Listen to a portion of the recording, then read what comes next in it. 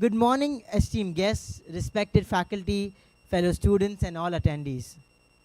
I am Sujal, and this is Nandini. And on behalf of the IIIT community, we welcome you to be part of the 25th edition of the R&D Showcase. We thank you for taking your time to be here. We look forward to 2 days of learning, exploration, and collaboration. The theme for this year is Trust in Technology, focusing on the critical pillars of security, privacy, and transparency. To begin with, I would like to welcome the Dean of R&D, Professor Deva Priyakumar U, to address the gathering.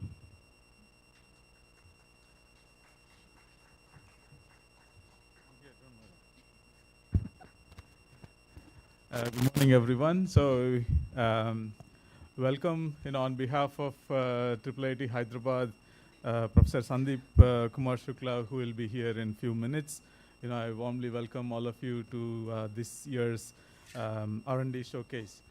So, just quick some words about the R&D Showcase. R&D Showcase is one of our flagship or the flagship event, an annual largest event in IIIT Hyderabad where the research and development is at the center, right? So, in IIIT Hyderabad from the beginning, the research and also the development is at the heart of the institute, right? So, most of the students who come to IIIT Hyderabad goes through some kind of research training in some form or other, including the undergraduate students.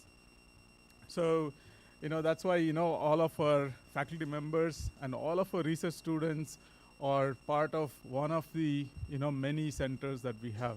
We have technology research centers and then the domain research centers like the science group, humanities group, and so on.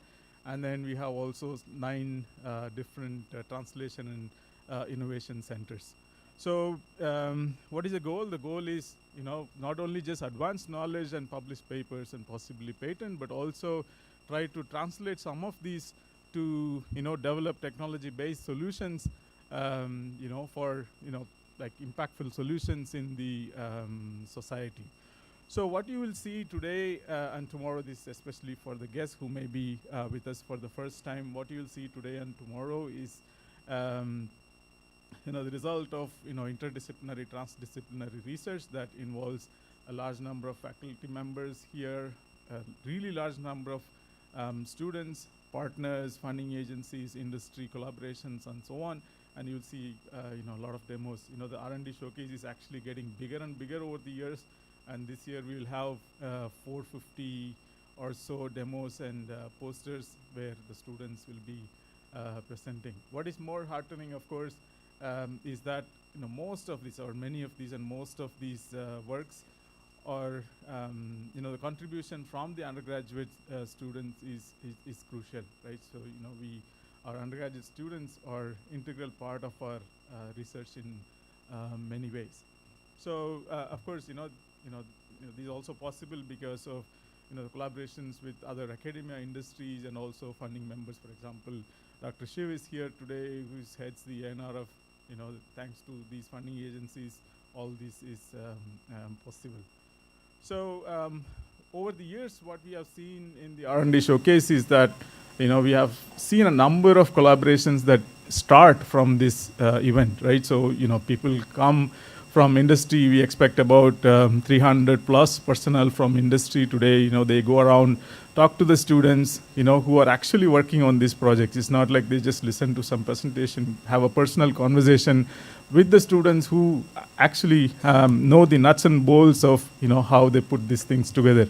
So that results in a lot of collaborations, and I hope that will continue this year as well, right? So I will not take much of a time. That before I finish, I would like to thank and congratulate Akanksha and the team. I don't want to name everybody, but it's a large team. A lot of faculty members, staff. I'm sure she will talk about them later. But congratulations for putting this together. I've been only seeing messages, but not really contributed. So please put them together. And also, of course, the congratulations to all the presenters today and everyone behind the work that made these presentations and this showcase possible. So with that, thank you very much and welcome you again for this year's showcase. Yeah.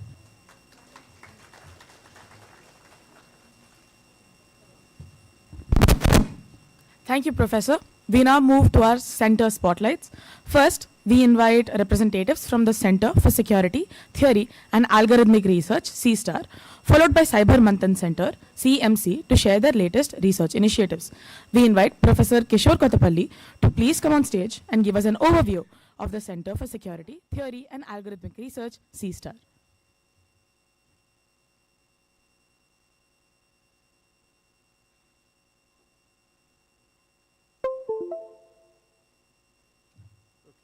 Good morning, everyone. So I guess, I just want... Oh, right. Oh, thank you. Yeah, good morning, everyone. So I'll just give a brief overview of the Center for Security, Theory, and Algorithmic Research. So in fact, that's our logo, right? So it looks like one of those wonderful Peterson graphs, actually, right? I think Girish created that, so good.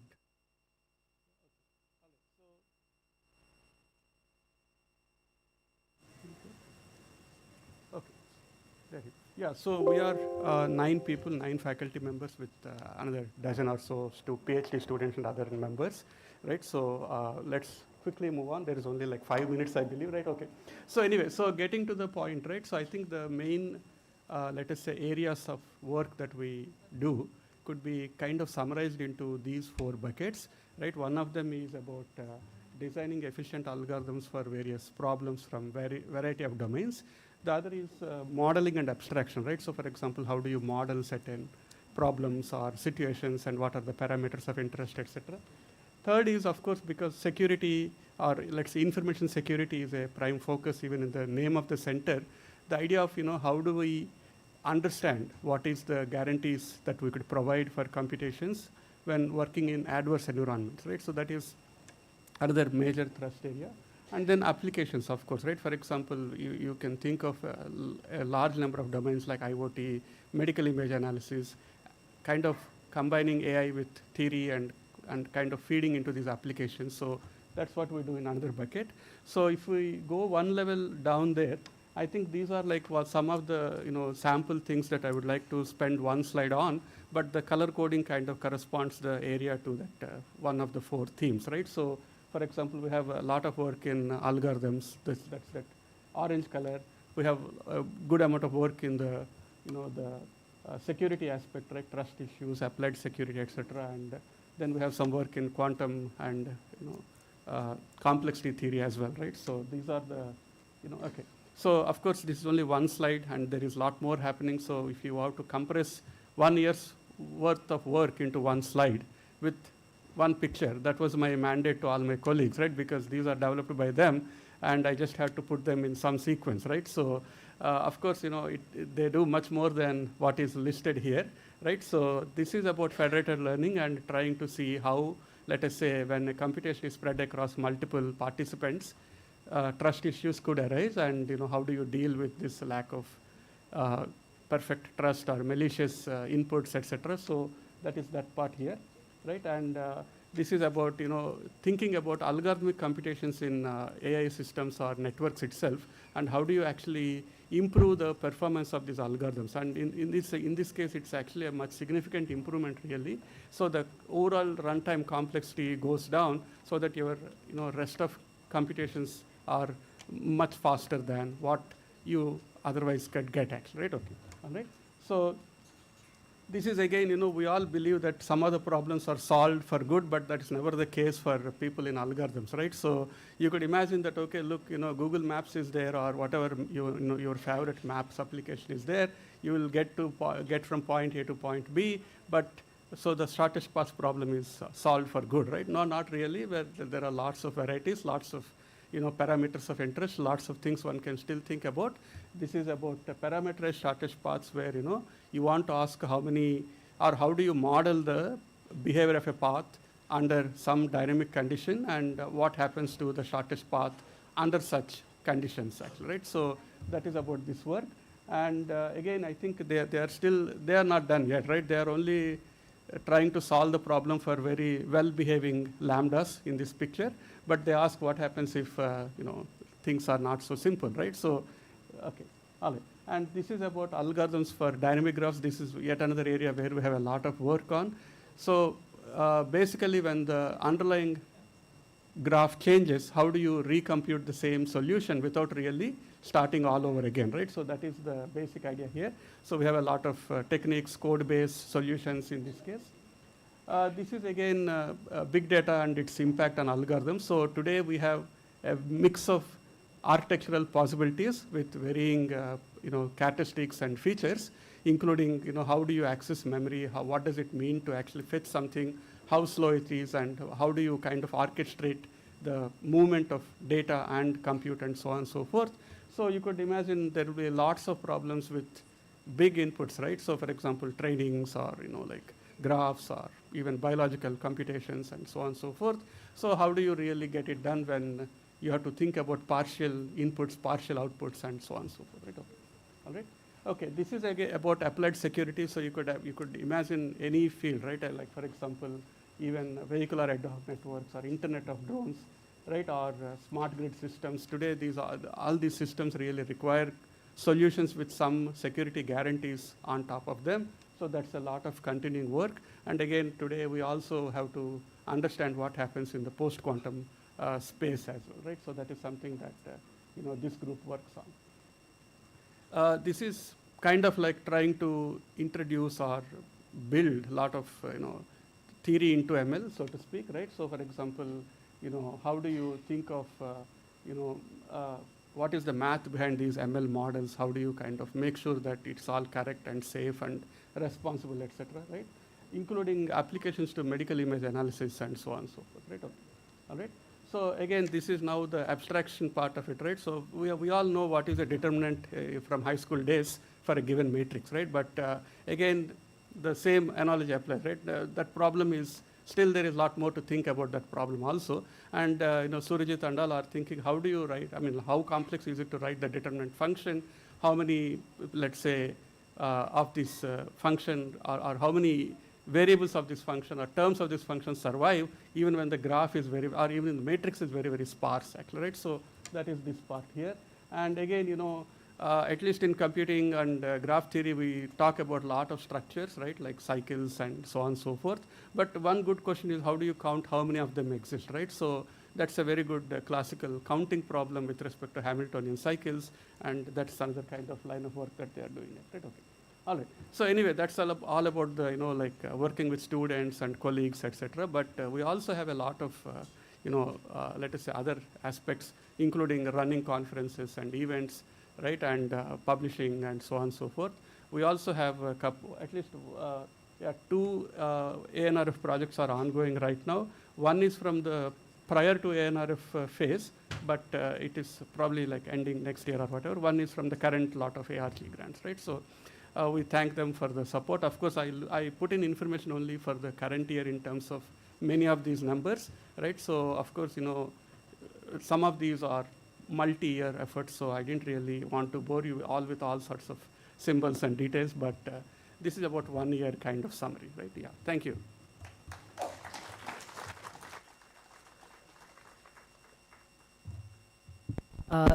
Thank you, Professor. We would now like to invite Professor Sandeep Shukla to give the director's address as well as an overview of the Cyber Manthan Center, CMC.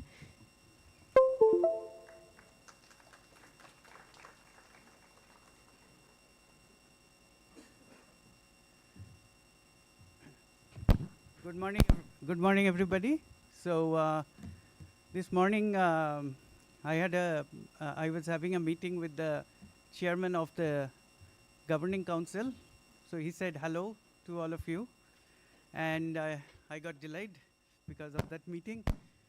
So first of all, we are very thankful to Dr. Shiv Kumar Kulyan Raman for coming all the way from Delhi for gracing this year's R&D Showcase.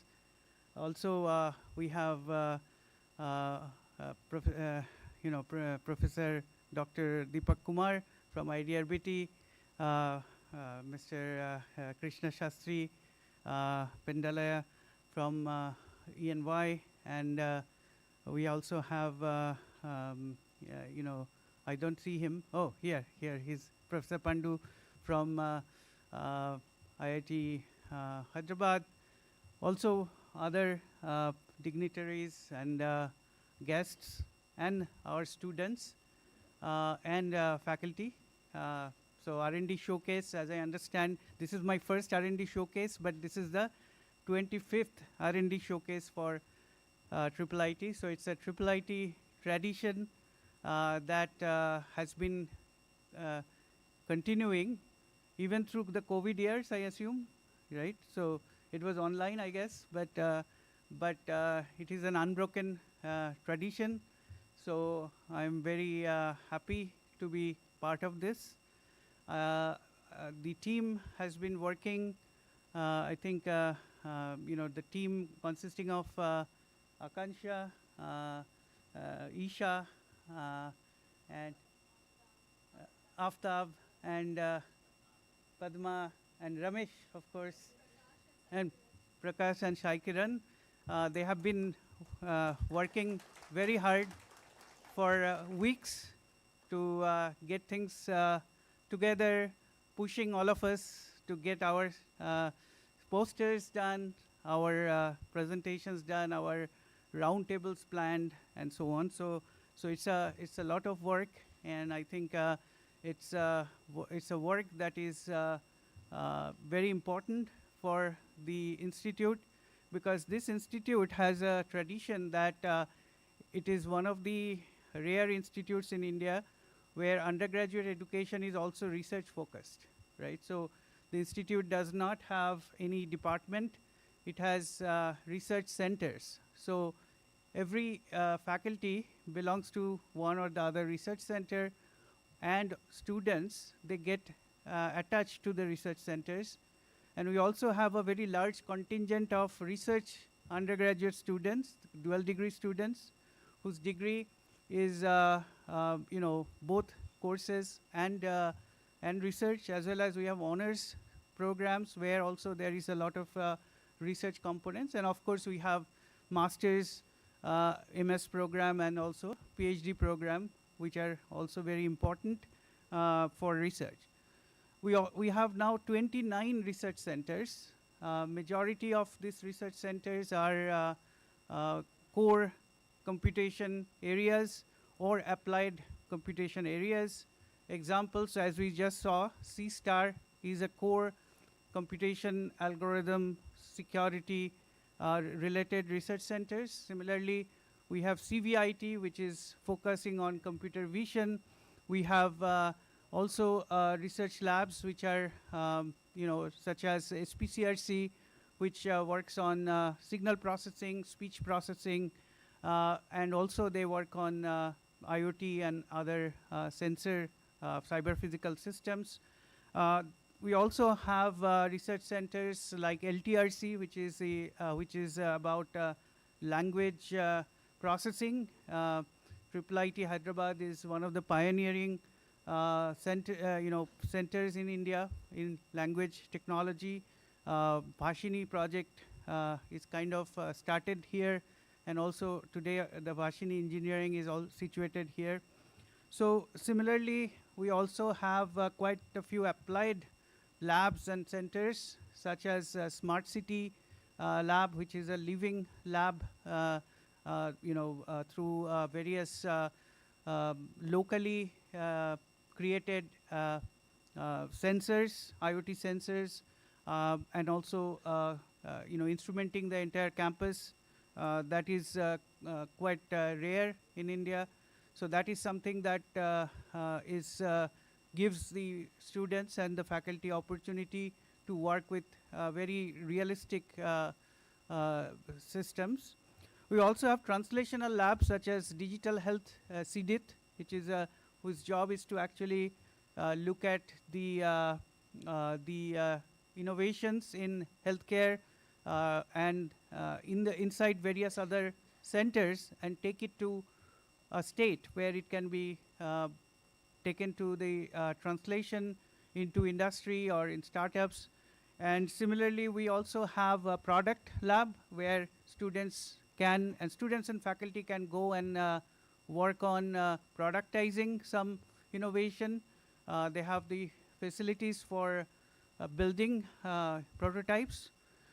Similarly, we also have a few other organizations which are very closely attached to IIIT, but they have their own legal existence, such as iHub Data. So iHub Data is a technology innovation hub under the National Mission on Interdisciplinary Cyber Physical System, where the main areas where they work on are transportation technologies as well as health related technologies. So we have quite a few areas. Two more areas that are very interesting here is the geospatial center where they do geospatial informatics, and also we also have the center that works on earthquake engineering, and also the humanities center, the humanities, human sciences, and natural sciences. There are two centers which also work on computational side of humanities, where sociology, philosophy, political science, history, economics, all these different areas come together, mostly focusing on the effect of technology on the society at large, and also the natural sciences, bioinformatics. There is a center there as well. The center, we are also building, starting a new center for learning technology, learning science and technology, that is going to actually look into the new age AI-based education, how the education is going to transform as AI is getting more and more used by students and the companies. There are a lot of concerns about how AI is going to displace workers in various industries, what new jobs will be created. Every time a new technology comes, there are certain displacements, but there are also opportunities. So we need to figure out those opportunities and how to enable our students for this new type of technology-driven economy that is going to come, and how to make sure that there are enough guardrails so that it does not go out of our control. The technology should not control us. We should control the technology. That should be the goal of this kind of work. So we are going to start this new center. Also, this is center I'm going to talk about now for a couple of minutes is Cyber MANTHAN Center, which is a center that when I came here, I started building. Thankfully, I had the experience of building C3I Center in IIT Kanpur from 2016, and then I built the C3I Hub, which is the which was the technology innovation hub in cybersecurity funded by DST. So after 10 years of that experience, I came here. So I wanted to build something, but slightly different in the what we do in terms of cyber security. So there, earlier we were doing cybersecurity of cyber physical system by building real test beds of power distribution, transmission, and generation, etc., water treatment plant, and so on. But those are very expensive affairs. You have to build those technology-driven test beds. It requires crores of funding and so on. So here we are taking a very different approach.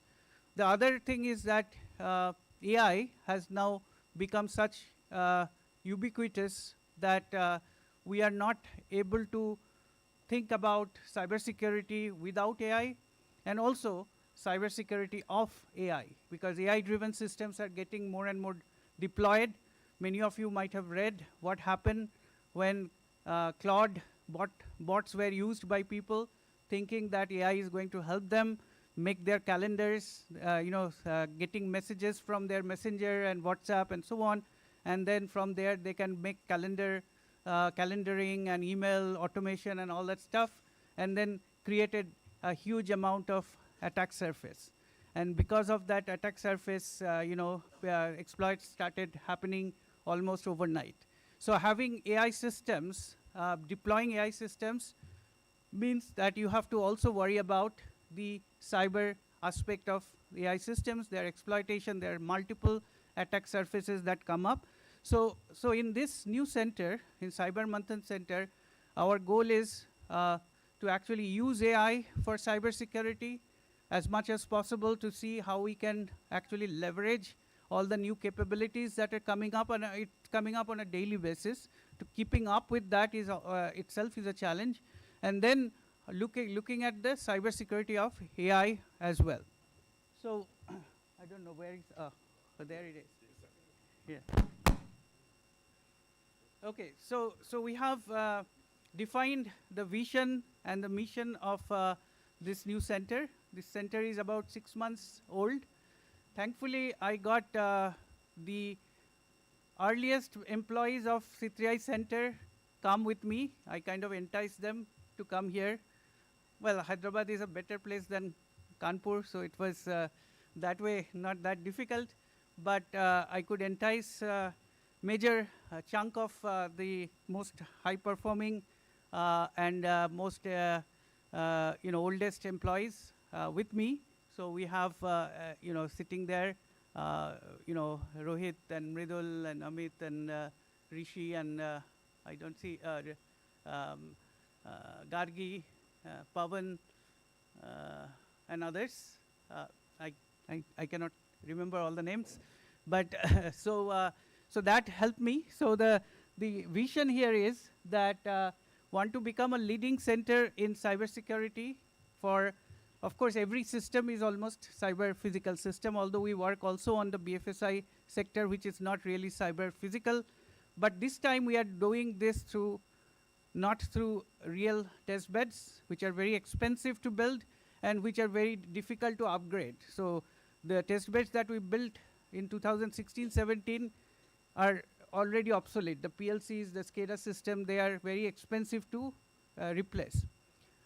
So now we are going to do this with digital twin, and thankfully, IIIT has a digital twin, expertise in the smart city context. There are faculty who have done digital twins.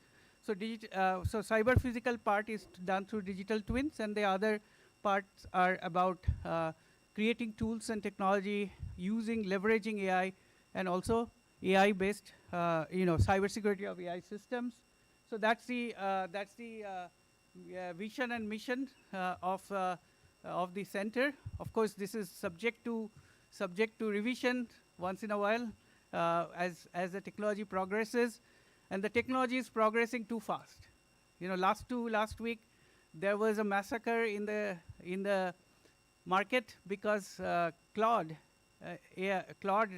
decided that they have a code review tool that can discover zero-day vulnerabilities in software, and all the cybersecurity companies had a big problem. The previous week, there was a massacre in the software market because the Claude code was doing very well in creating software. So I think that we have to continue to upgrade and update our vision and mission based on what's happening. And because these are, billion and billions dollars being poured into cloud and other research, and therefore newer and newer technologies coming up.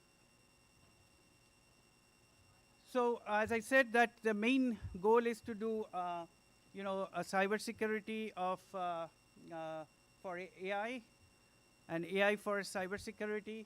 Let's see what have I put.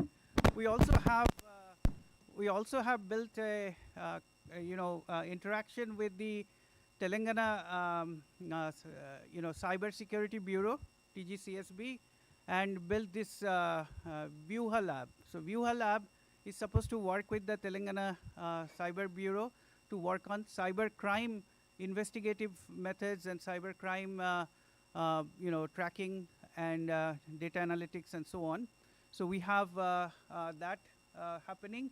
And one of the other areas where we have expertise is blockchain technology. We have done quite a bit of work. I ran the national blockchain project from 2017 to 22. So we have that.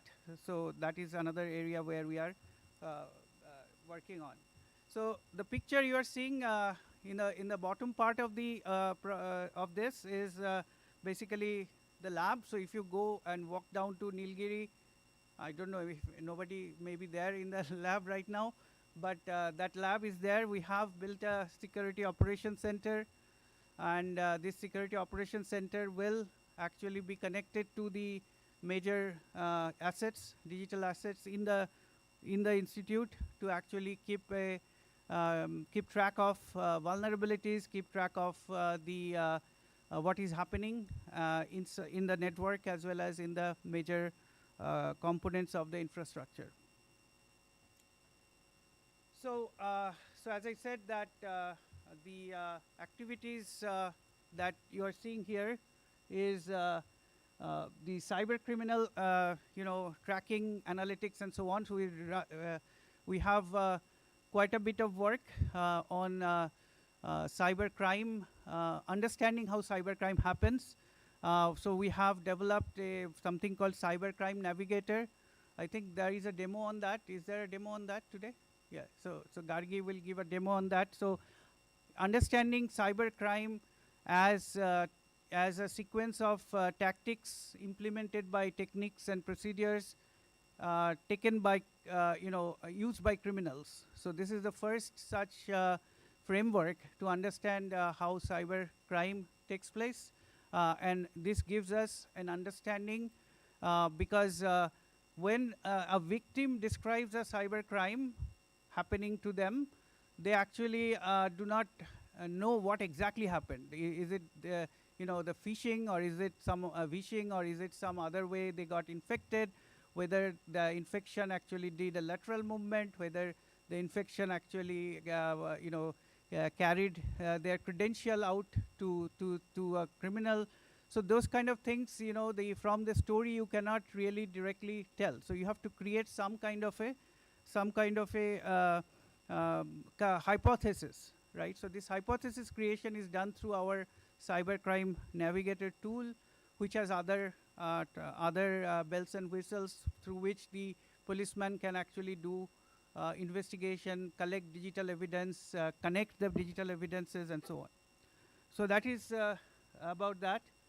The other things that we are doing right now, so we are doing some training boot camp, and of course the faculty development program. We recently did one. We are part of a network called ICANN. It's an Indian cybersecurity academic network. ICANN is actually spearheaded by our chairman, actually, incidentally. So actually, it's a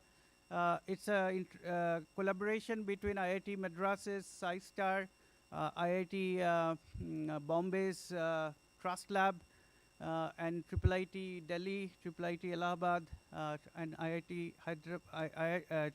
Hyderabad. And we are basically trying to build a network of academics and industry researchers in cybersecurity to work towards self-sovereignty of cybersecurity. So self-sovereignty of cybersecurity is getting more and more important.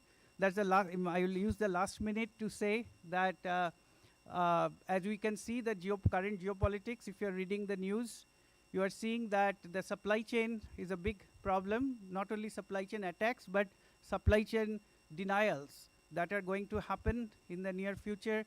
And therefore, we have to become self-sovereign in all technologies, not only cybersecurity. That is what should be our goal. But certainly, cybersecurity is a very critical technology, and most cybersecurity technology we get from outside probably have backdoors. So we need to build our own technology, including implementation of important cryptographic libraries and so on. So that should be something that we should look towards. And Cyber Manthan is certainly dedicated to that goal. And ICANN, as a bigger umbrella organization, is also having that goal. And the ICANN's goal is by 2030 90% of cybersecurity products should be indigenous. So with that, I'm going to stop now and I yield to the next person. Anybody?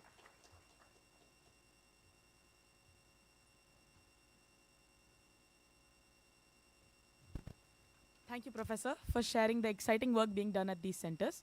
It is now our honor to invite Dr. Shivkumar Kalyanaraman, CEO of the Anusandhan National Research Foundation, ANRF, to deliver the inaugural address.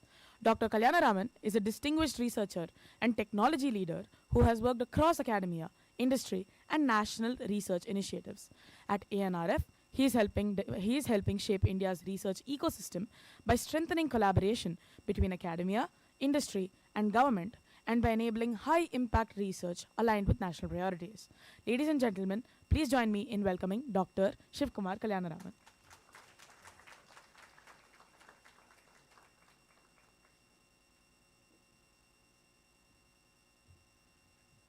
All right, will my slides be up?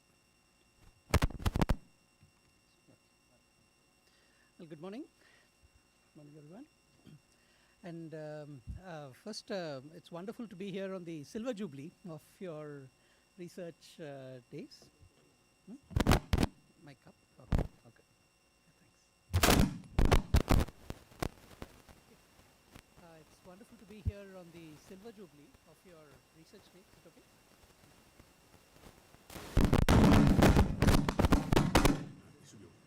Okay, all right.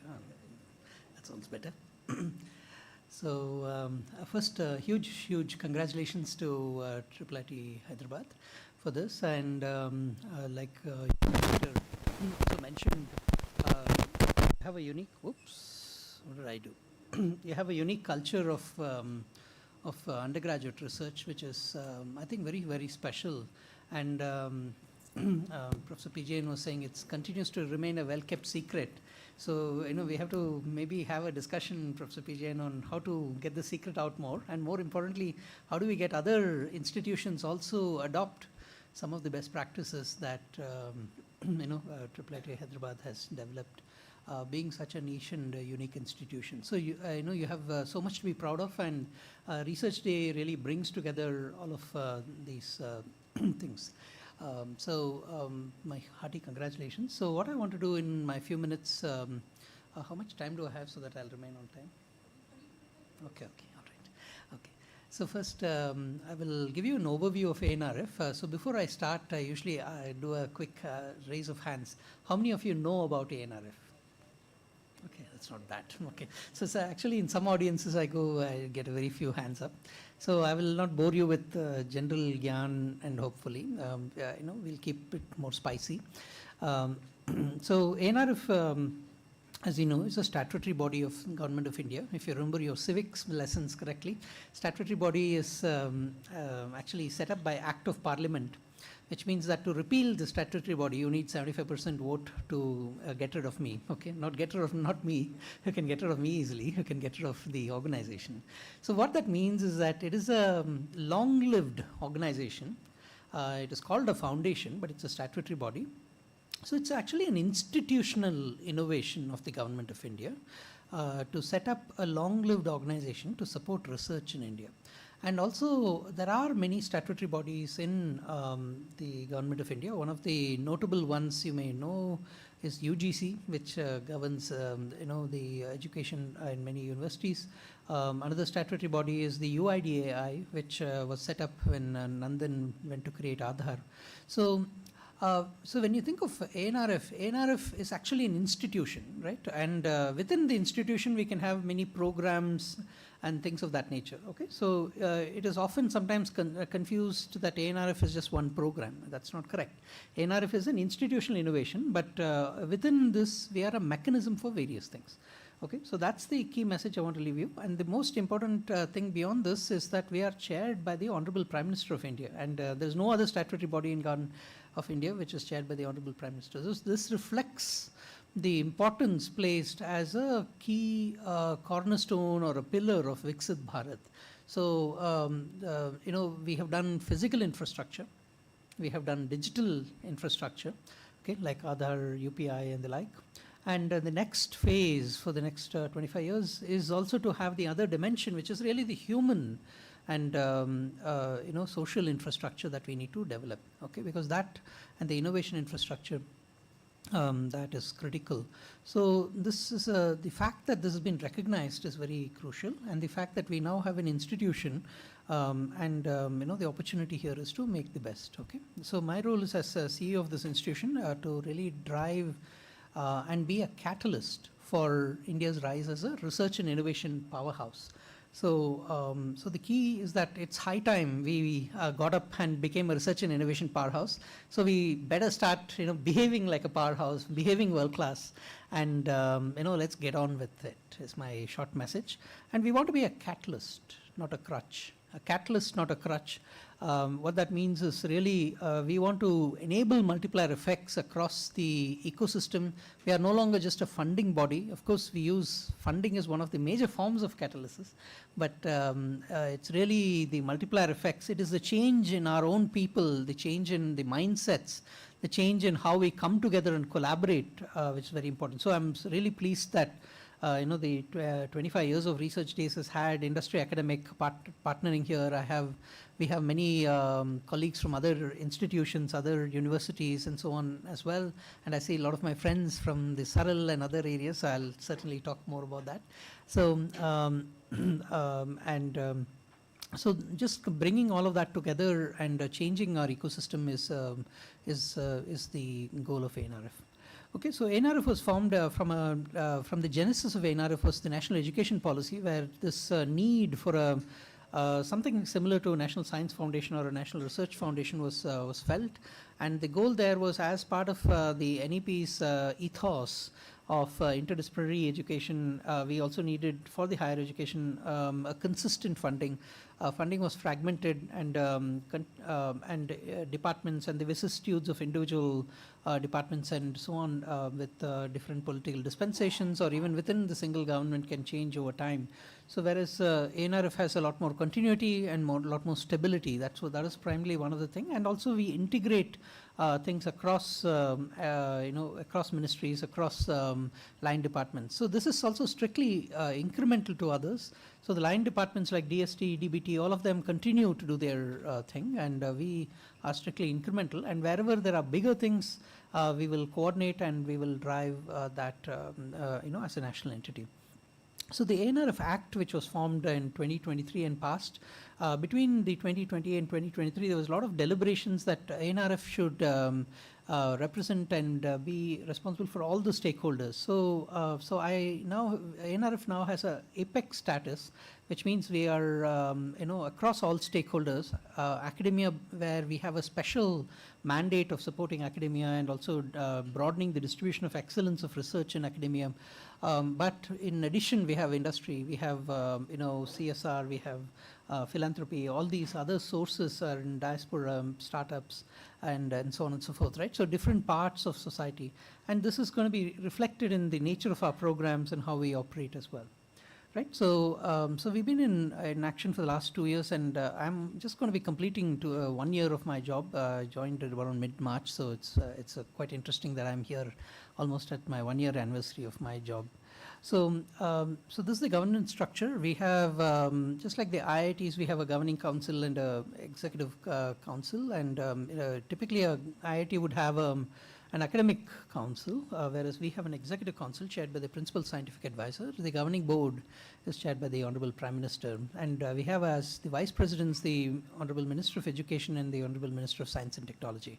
So, and there are a number of secretaries of different line ministries, and especially all the scientific departments, ISRO, DRDO, etc., all are on my board. And of course, there are other external members as well. So I report to all of the executive, and this is a parliamentary construct. So periodically, we also report to Parliament and we answer parliamentary questions. So I keep getting parliamentary questions. I was even answering that on the phone when I was here in the morning as well. So ANRF right now is I told you it's a institutional innovation. It's a mechanism. We don't do policy. Okay, sometimes people come to me and say, can I make policy changes? ANRF does not do policy. Line ministries do policy. Department of Science and Technology does policy. DBT does policy. Other entities, say MIT does policy for IT. I do not do policy, right? So we are only a mechanism. So as you know, if any good operating system student knows the difference between policy and mechanism, right? So we are more of an implementation mechanism for the government. Yeah. So we try to do a few things, and we try to do a few things really, really well, and hopefully we'll get even better. So as catalyzing, if you notice, I'm not saying I'm a funding body. I'm trying to develop an ecosystem. I'm trying to catalyze the research and innovation ecosystem. So funding is a means to that end. And also this grant funding is not the only type of funding. We can do capital funding. So we have a 1 lakh crore fund called RDI, which is for translation and scale up. And that is only for the private sector. So ANRF does fund private sector, but through capital or patient capital. Now this can be in the form of anything that lands in a balance sheet of a company. This can be soft loans, debt, equity, convertible instruments, all those kinds of things, and so on. But the grant program right now, we are using the grant in ANRF core to de-risk earlier stages of technology, provide foundational support across universities, academic ecosystems, and things like that. But right now, the grant funding is primarily for academia and the not-for-profit sector of research, right?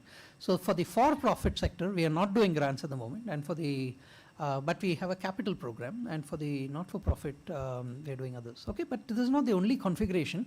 ANRF has the ability to spin up special purpose funds, and again, different line ministries could choose to do something with us, and we may spin up special purpose funds. Typically, we don't do special purpose funds unless it is a significant one. For example, RDI, which is the 1 lakh crore fund, is a special purpose fund in itself. It is a special purpose fund of ANRF that has been operationalized with its own business unit and so on. But for smaller programs, we might just do an interministerial agreement and get things going. So, but for larger things, I mean, when I say larger, more than 10,000 crores and so on, so we could do another special purpose fund for different line ministries. So, again, picture abhi baki hai. We just got started. Okay, so what you're seeing is just a trailer of what ANRF is going to be, and this is 1.5 lakh crores. It's just the trailer. Okay. Okay. So what? If you want to see a little bit more detail of how we work, the central government allocates capital to us. Again, it can be a loan or it can be a grant. So ANRF gets a 50-year loan at a 0% interest, and I have to give the money back after I'm dead and gone. Okay, to the people of India in our RDI fund. Okay, and it's set up as a special purpose fund of ANRF and independent business unit. Okay, which actually reports directly to the Executive Council. The RDI fund does not even report to me, it reports to the thing. Of course, I'm aware of everything that's going on there, including on key committees and so on, but the RDI reports into the Executive Council. So, and then we are not trying to allocate that capital ourselves. So ultimately, if you are a deep tech startup, and you need equity or a convertible instrument and so on, you will go to a second level fund manager, and they will be the ones who will have an investment committee that will make a choice in that, and this is for RDI. Whereas for the grant program, I do allocation myself. So we have, so the analogy I give for RDI is that this is similar to the Reserve Bank of India. Reserve Bank of India prints money and gives it out to individual commercial banks. And then commercial banks do the loans. So for example, you wouldn't go to, if you want a housing loan, which is a financial product, which comes onto your household balance sheet, you wouldn't go to Reserve Bank of India for a loan. Similarly, you would go to a commercial bank like State Bank of India, HDFC, Axis Bank, and so on. So that's the same way. We will have alternate investment funds, we'll have focused research organizations, fund of funds, and so on and so forth. And we are rapidly operationalizing. We have already given out 2,000 crores to TDB. We have already given out 2,000 crores to BIRAC for in bioeconomy. And we are in the process of picking the other alternate investment funds, other FROs, other thing for the first cycle. So we are in the middle of that process. So by the end of April and early May, we should have made some selections in that area, and quickly those funds will be mobilized as well.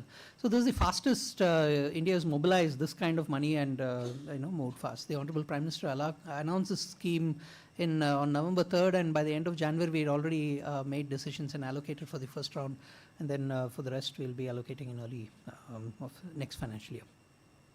In terms of our core, we have activities that are more similar to the National Science Foundation, very broad-based funding of fundamental research and early stages of applied research. Think of that as TRL 1 to 3. I sometimes call this as the funding for deep science, which then enables deep tech. So this is foundational funding of various sorts, including fellowships, including other sorts of things at various levels of seniority. And then we have a vertical which is more focused. We are doing increasingly many more programs in this area. And I'll be mentioning some of these things, right? So the way to think about this is the horizontal is like the foundation of the house or a building like an acropolis here. And then you have verticals, they are like these pillars, right? So we are also doing upliftment programs like the PAIR program and others, which is to drive up the ecosystem building in a more vertically focused way. And similarly, mission mode research, many MAHA programs I'll be briefly mentioning. And then industry academic collaborations, we have recently closed a program called A-Tree in this thing. So you can sort of map all our programs in this puzzle, and at the top and the roof of the house, we do a few focus things, and one of the things that IIIT Hyderabad is helping us lead is the Saral initiative, which is an example of some apex level activities we do, which try to reduce friction, democratize research, drive, sort of our more like ecosystem building activities that we're doing. And my huge thanks to IIIT for leading this, and all the volunteers as well extended who are all here. So in terms of our capacity building program, just to give you some sense of this, we have some of the grantees in ARG. Can you raise your hand if you're one of those ARG grants? Oh, many of you are here. Okay, great. We'll catch up later, I guess. So first, congratulations. It's highly competitive. Out of 15,000 plus proposals, about 1,500 proposals have been selected. But remember, 1,500 is not a trivial number. I have actually quadrupled my budget. Not 10% increase, not 20% increase, not doubling. Quadrupled the budget from the last time. Okay, the program was done. Okay, so we are also significantly helping grow this, and people often ask me, hey, ANRF is doing all this mission mode, goal-oriented thing. What about fundamental research? I'm telling, I have quadrupled the budget for fundamental research. So so it is. So it is not, so the statement that we are not supporting fundamental research is inconsistent with the evidence or with the facts that are there. Okay, so we are doing a lot more for fundamental research, but at the same time, we are asking for fundamental research to be bolder and, do bigger things, bolder things, do greater things, right? So I think we really, again, this is part of, if we want to be a research and innovation powerhouse, we better behave like a powerhouse, we better behave and step up our game as well, right? So that's, as part of that, we are going to be asking for more from programs, asking for greater productivity, asking for bolder and brighter ideas going forward, right? And the PM ECRG is for early career grantees. How much of you are PM ECRG awardees? Yeah, very nice, very nice. Thank you for being here, and congratulations. So it's again a highly selective program. As you can see, 714 supported last cycle. Again, that was a significant increase from the prior years. So we are doing other fellowship programs. The National Postdoctoral Fellows. Anybody NPDF here? Okay, wonderful. Thank you. And the Ramanujan Fellows. Anybody here? Okay, wonderful.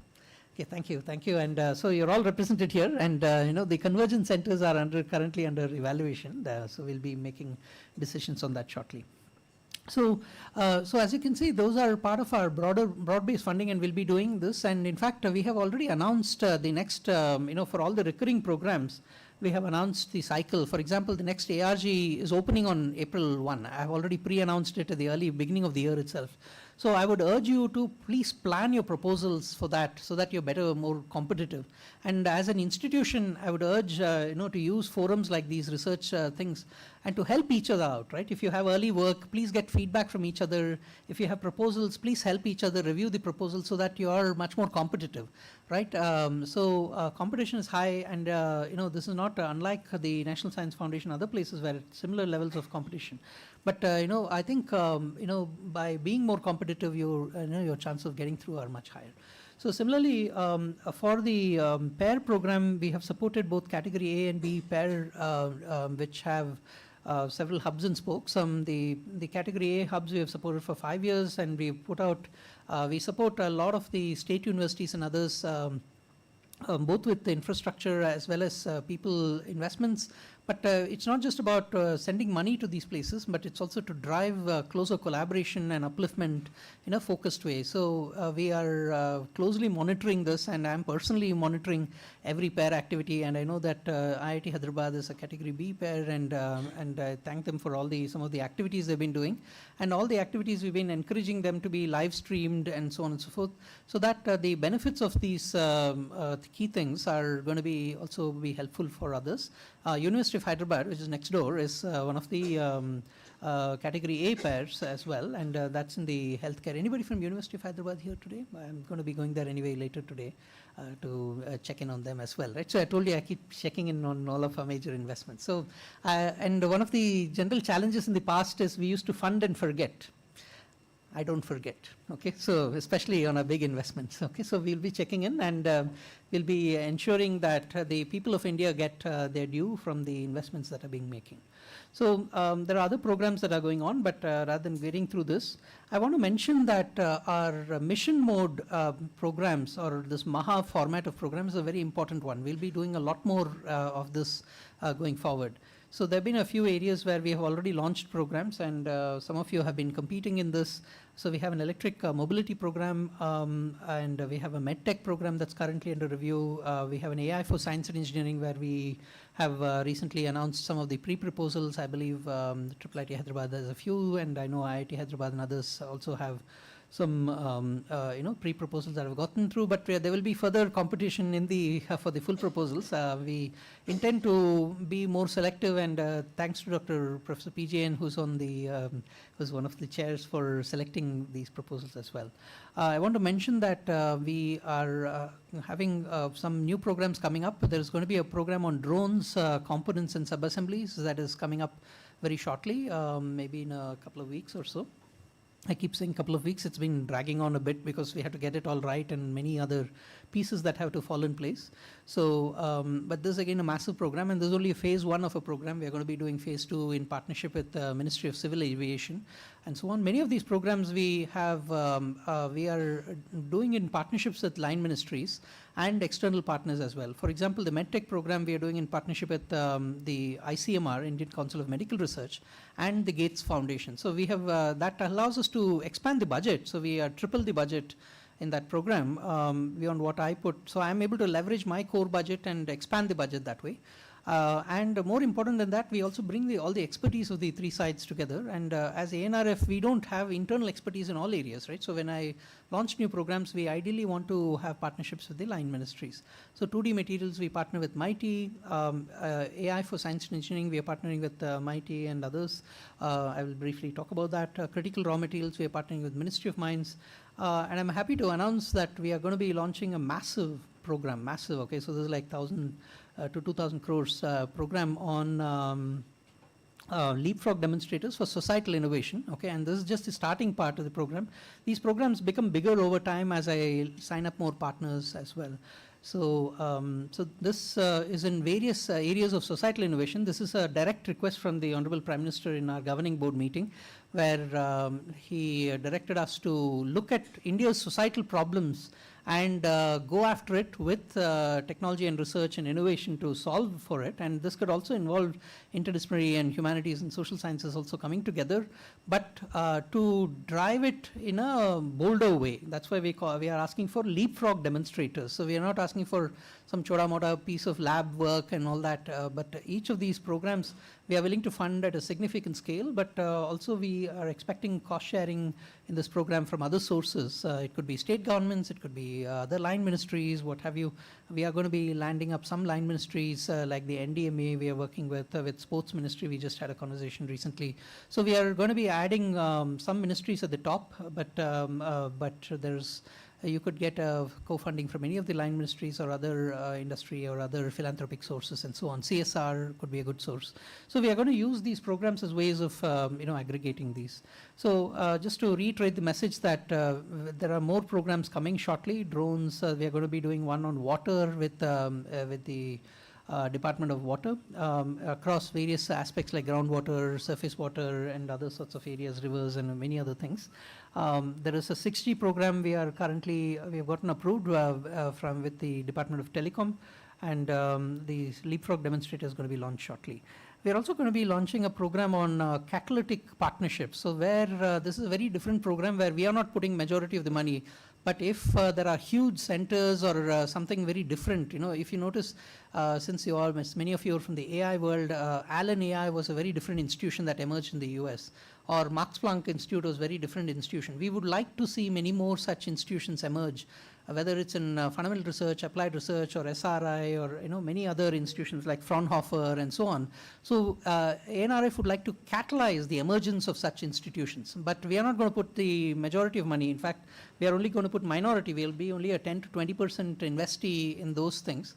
But we are going to put out a program where if there are large such new institutions that emerge, we'll be willing to support them and catalyze their emergence. So that's a program coming out shortly as well. And again, these will be running multiple times, a couple of times a year and so on. So anyway, that's the idea. So just to give you a sense of one program which many of you are familiar with, AI for Science and Engineering has MIghty, and we have arrangements with them for the GPUs and so on.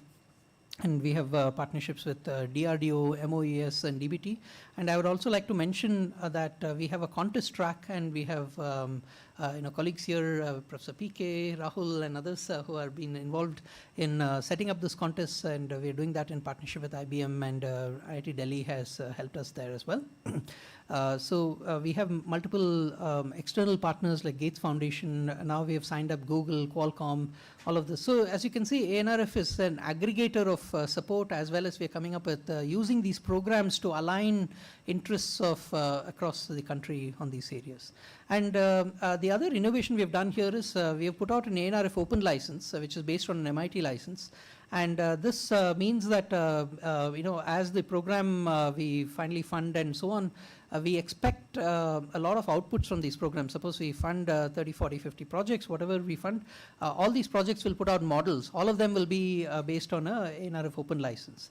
If there are data sets that come out, this will all be open. So we would like the world to start building on top of India's models, especially in many of these areas. And these are in various aspects of deep science or deep engineering, and all the way into open digital twins and specific vertical areas. And we are going to be expanding this approach in our drones program, where even the designs and patents are going to be open. So this will help us drive deeper collaboration. So for the private sector folks in the room, one of the things you may want to think about is that if you're defining challenges across these areas and so on, ANRF is open to driving challenges aligned with our mission mode programs. And for collaborations with academia, you can quickly, because these are standard open licenses, you can quickly take these and commercialize them fast as well. So we are hoping that all of these innovations will drive faster and deeper academic industry collaboration. So this is again part of our overall theme, that we are not just a funding body, but we are driving ecosystem change through various ways. Okay, a translation and research initiative is a program recently closed, but there will be another cycle in a year, in several months or so. Is about the mid-TRL levels and sector-specific sort of centers in these areas. And again, we've gotten tremendous response to this, and this will set up pilot manufacturing facilities or other sorts of things that are sector-specific and facilities and programs around these.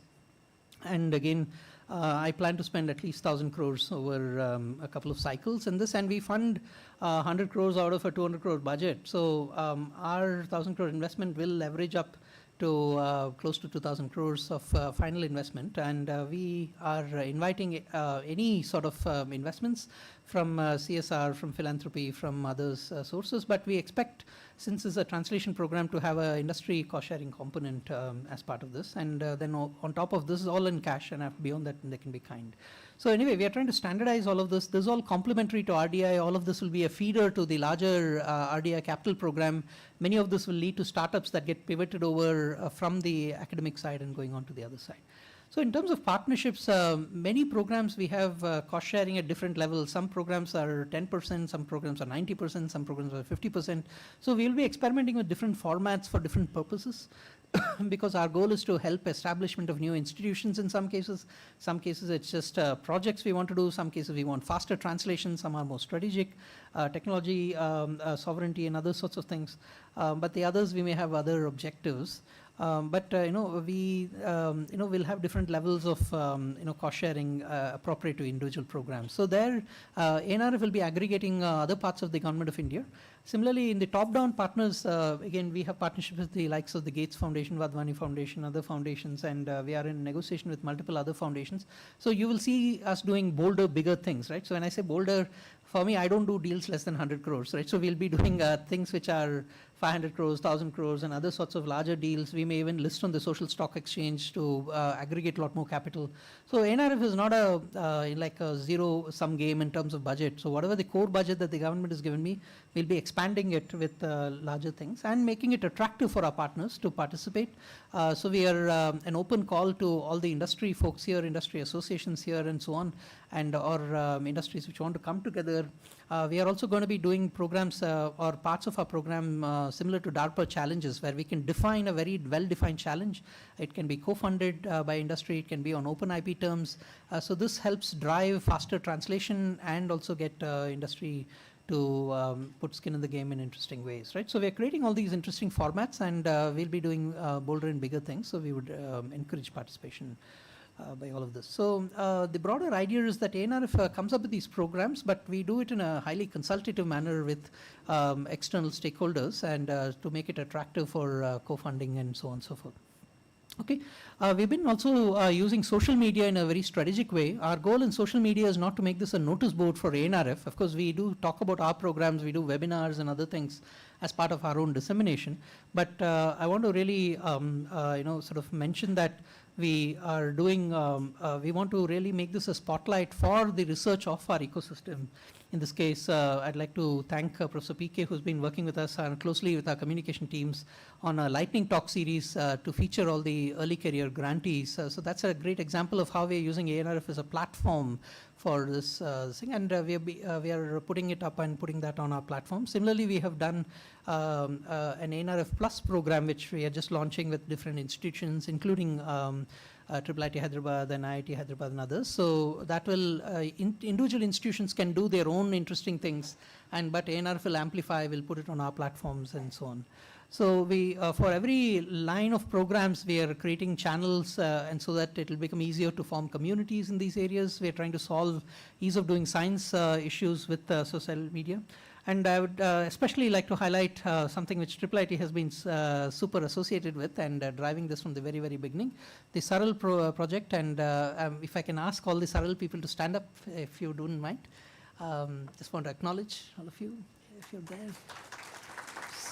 So some of them also have T-shirts, and you can scan the things on the back of their T-shirts as well. Huge, huge thank you. This is not just a small project of doing some interesting tools. This is fundamental to our strategy of democratizing research and diffusing technology across, from academia to industry, across from top institutions to, emerging institutions and so on and so forth. So the tools are about taking papers, preprints, and converting it into all kinds of secondary media. So researchers are great at writing papers, but they're terrible in social media, right? So, so we want to create a one-click button to help you convert a paper to social media or videos. And I understand that all the posters for this session have been created using SARL, correct? Okay, so some of you have already used SARL or being arm twisted in using SARL, but I hope you will use SARL and I understand that there may be some rough edges. We can also create Instagram reels and other sorts of things. So we are quite excited about all of this, but this is just the beginning, as there are many, many more things, because we think of SARL as a platform to help drive industry academic collaborations and many more things. So whatever you're seeing is just the beginning. Okay, so we have a whole bunch of users. Initially it's all about content and so on, but later it's also going to be about discovery, finding people, finding projects. A venture capitalist sitting somewhere in the US will be able to find a specific researcher who's doing specific things. Will be expecting, and we are slowly nudging and requesting all our researchers to start using this as part of this thing. And I know, thank you to Professor PK, who's been going around giving talks. I know he went to TIFR Hyderabad. I see some of my TIFR friends, and I know they also have a homework of doing their papers on Saral. So I expect all institutions to take their top 50 papers and top end papers and then broaden them and give this access. Okay, I know I'm running out of time. So this is part of a broader, larger master platform that we're putting together. We are also, putting together science and technology indicators and so on. All of this will come together, and part of this, there'll be an internal version, but we will also be making a public version available so that all of India's frontier of research and innovation becomes available through all of this, so it becomes easier to engage with. Okay, with that, I want to thank you, and thank you to IIIT Hyderabad, and thank you to all the folks in Saral especially, and thanks to the dignitaries.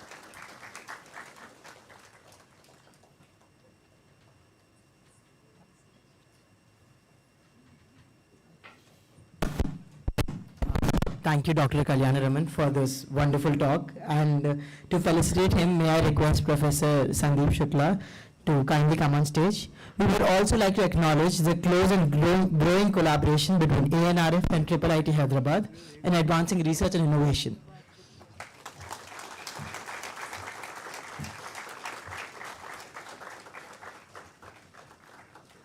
I think you have to send it to him. He's going to do it. Thank you. Thank you.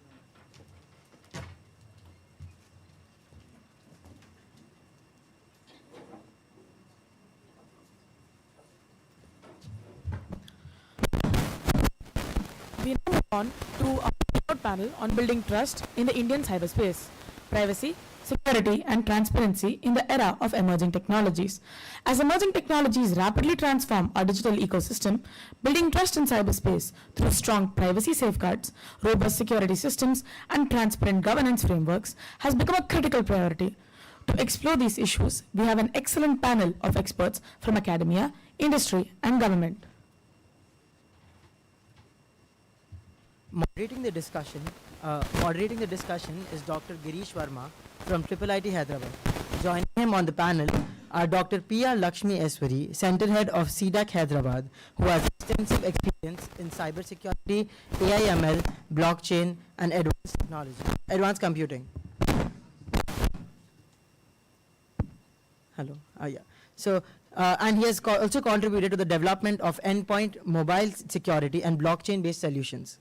Mr. Krishna Sastri Pendaryala, partner cybersecurity at EY, with over 3 decades of experience in cybersecurity, digital forensics, and cybercrime investigations, including more than 20 years as a cyber forensic scientist with India's Ministry of Home Affairs. We also have Dr. Deepak Kumar, Director of IDRBT Hyderabad and former Executive Director at the RBI with extensive experience in IT, cybersecurity, payment systems and banking supervision. And Professor M.V. Panduranga Rao from IIT Hyderabad's Center for Cryptography and Cybersecurity, whose research focuses on cryptography, cybersecurity and secure computing systems. We are delighted to have this panel with us today. With that, I would like to invite all panelists to the stage and Dr. Girish Verma for moderating the session.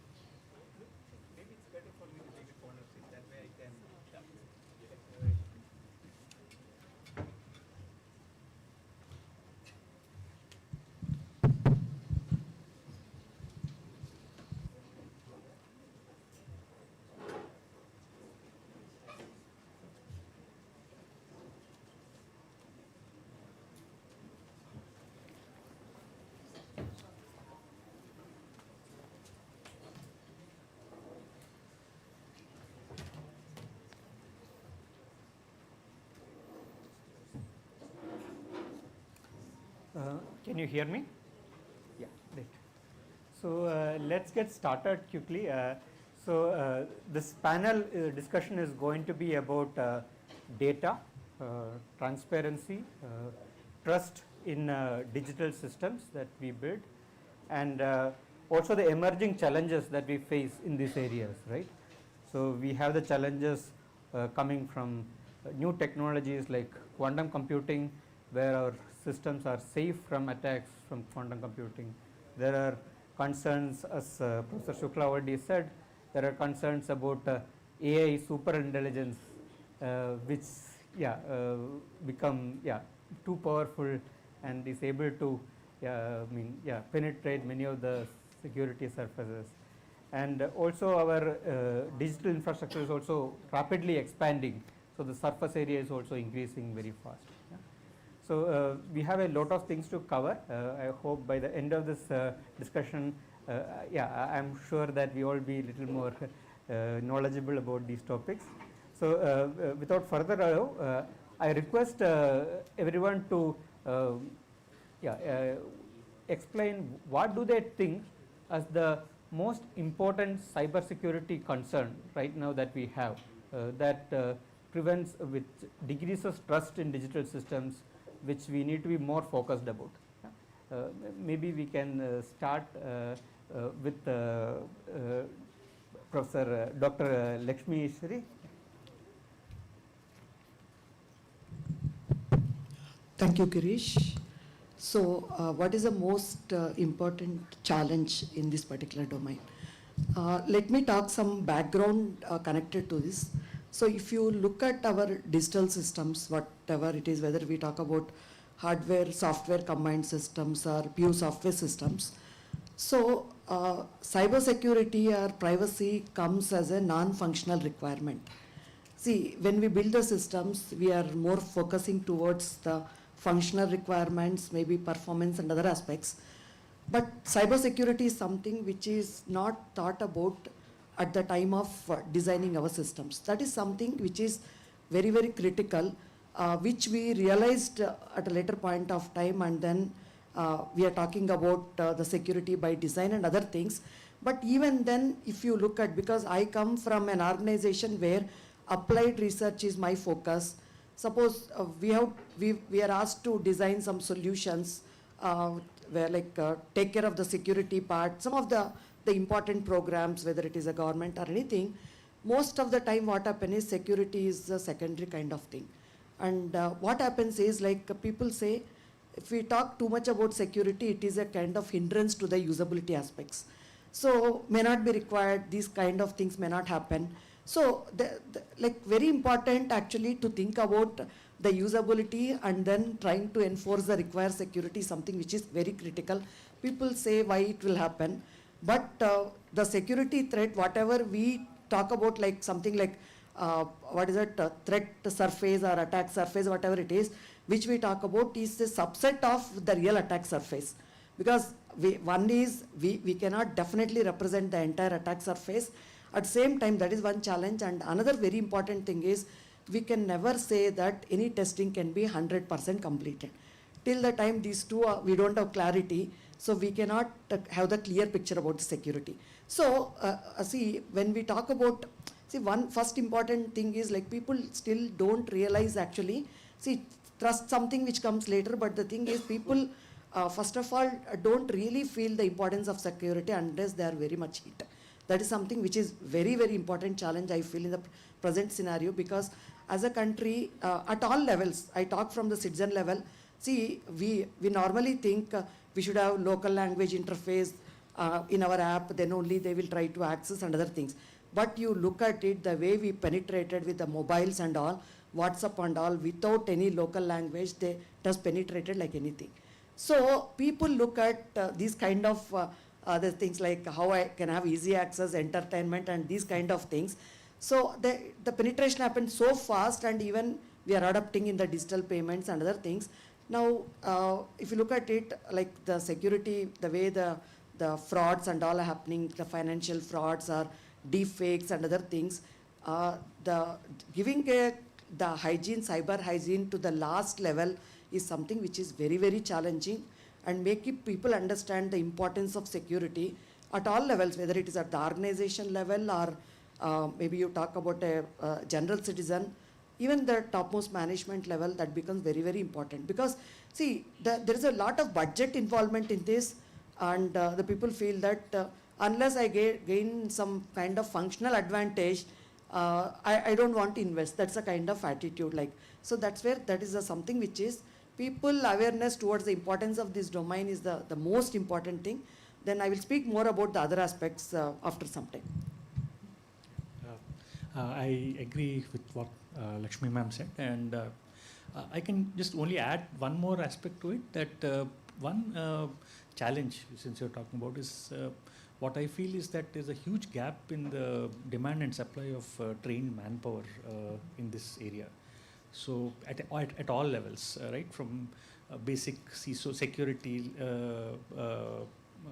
personnel, cyber security personnel, right up to the researchers in universities and IITs and so on.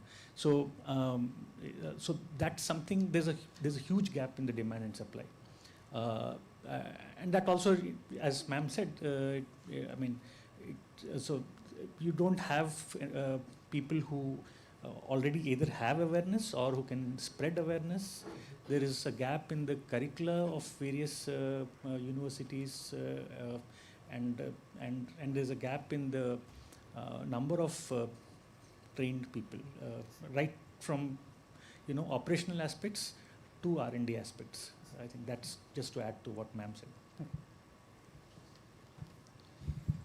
Yeah, good morning, and thank you, Professor Shukla and the team here who has organized this, and congratulations on Silver Jubilee of R&D Showcase.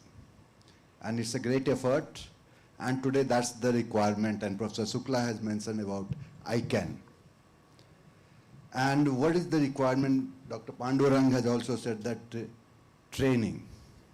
So I will focus my discussion not only on IT, but influenced by my past academic qualification in economics, international business, and experience in policy formulation in international trade. And this time is very opportune because we are facing a state of Hormuz era, a state of Hormuz moment, but I told era.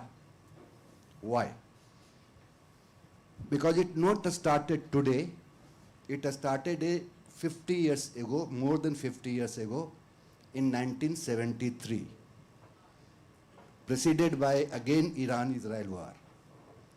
1973, crude went from $3 barrel to $12 barrel.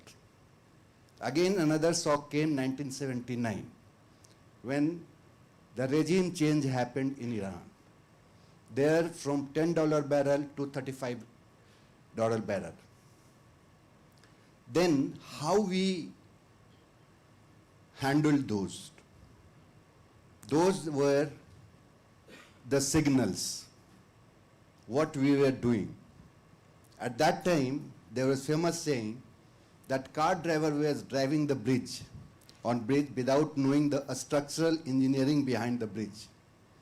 Means car petrol owner or whoever is user of the petrol were not understanding who is producing oil, who is distributing the oil, from where it is getting distributed, and what are the logistics. All the details were opaque, right? Then came 1979, what it forced the world to think about. Internationalization, self-reliance. Now US is the largest oil producing country. Then 33% energy sources used by renewable energy. So this focus from dependence on crude to other alternate sources, plus you would have heard that 400 million reserve will be released. So maintenance of reserve, but that's only for oil, not for gas, because it's a very costly affair. So why I am talking about oil? Because same thing is happening in technology. There is no better analogy than this oil shock to technology shock. And we have seen that, different moments. CrowdStrike moment, single dependence on Windows system, which affected 8.5 million devices. Across the sector, airline, education, all across the sector. Then NotPetya. And again, these things are not happening just for developing or less developed. It's not happening just in underdeveloped country, in financial Bangladesh or some other remote country, but it's happening in US, in Australia, in New Zealand, and their central bank is getting affected. That's the again most treasure. US, they're one of the city got hit by the full transportation system. All this, what it says that we have to look for that. What is happening today? Again, I will give comparison, if permits just. Yeah. So, why Iran is sustaining the war? They are sustaining the war with cheap drones, cheap short-range missile, and handling Patriot and B-2 stealth bomber, F-35 jet. So they have developed their own customized, cheap variety to defend themselves. Again, another most important rather I see, who is defending? Not the instruments, not the arsenals, but the IRGC soldiers. They are so trained, so dedicated that they are able to work despite vacuum at the leadership. Discipline is so high that without the top leadership started from number 1 to number 8 in the hierarchy of IRGC, they are still working. And they are still threatening and saying, US, I will close Strait of Hormuz. Today, in IT, 75% devices, whether it's hardware, software, we depend on overseas. And it's not first time, supply shock. COVID, week became month for supply of anything. Now again we are saying, before the war itself, the supply line has increased from week to month, not just week, 1.5x month. 6 weeks to 9 months for what? Memory. Not only memory, even switch, firewall. Because every device has certain memory, so this supply chain, all this, so again, I will further elaborate, but I will concentrate on this comparison with oil and how we should protect that, how it should be security, privacy, transparency to develop the trust. But I don't close before saying the trust. COVID. Everybody remembers COVID. How it developed the trust, which was even respected even in early 22 in Europe, in US. They were more interested in seeing the vaccination certificate than rather interested in seeing the visa or passport. That was the trust built on our system. We don't have the hardware, we don't have the OS, we don't have the database, but we have CoWIN, we have UPI. So we can generate those eureka moments from whatever we have, and training like ICANN, what it said that training, ANRF, training, capacity building, process building, infra building. So we'll discuss later on. Thank you. Good morning to everyone. So if you ask me which is the singlest challenge if you look at out of the issues, so before you go for, don't treat me as from eBay or don't treat me, assume that I'm a common man, right? It's a citizen. So let me speak from the citizen's perspective what the point is. The first is on one side we boast billions and billions of e-commerce transactions are happening, UPI and all that. But let us look at the negative side, right? Point number one, that's where I want to give the singlest challenge, right? The point where customer or the citizen is really facing is. The official record says the annual loss of money due to cyber frauds an Indian citizen is experiencing is 33,000 crores. That's what the government figure. The Supreme Court has brought on March 10th to 55,000 crores. And the unofficial figure estimates it's 1 lakh of crores. That's maybe more than the fund of ANRF, right? That's what I want to say. The second most important point, if you look at, is in the last 11 months, almost every insurance company, every diagnostic laboratory which are collecting our medical records has been hacked. And 41 crore citizens, Indian customers' data has been leaked, our medical records. And this has went into the hands of our enemy country. Based on the medical records, they are developing the bioweapons to hit us. It means they did analytics. They found it in majority in Hyderabad are having a O positive. In Mumbai, some AB group. Now they are developing a COVID type of virus which will impact O positive, so majority of the Hyderabad will get vanished, right? The third most important point, if you look at, is it took 10 years, remember, for America to catch hold of Bin Laden. And the signals has never gone to Tora Bora. We know that, right, then. And it took minutes for them to identify where the Iranian supreme leader was there. I know probably PK was not here. We worked together for quite a long time with law enforcement agencies, if you look at this. And there, if you look at this, I never seen any Naxalite using a high-end mobile phone. But almost, if you look at it, common man will use a high-end mobile phone. That's where we used to say in a very lighter vein, the most smartest man on earth is the one who never uses the smartphone, right? And I come across several scenarios. Today people talk about the AA. The phone which was produced in America, by which if I am taking, remember, a photograph with that camera, is the AA which was built as a part of the program, is beautifying the American citizen, and it is showing an Indian citizen who has a very, very bad face, right? I don't know how many of you heard about it. Is, remember, the Anthropic versus OpenAI with respect to Department of Defense and Pentagon, what has happened last week. Now the question mark that is going to get generated is, can I trust this AI? Can I trust this, remember, operating systems? Can I trust whatever is UPI and all we are speaking about? Now the first question that was present in my mind is, how can I trust all these systems? Because today people talk about something called as, from 2002 onwards, I'm listening this word, called trustworthy computing, trusted, remember, platform, and trusted operating systems.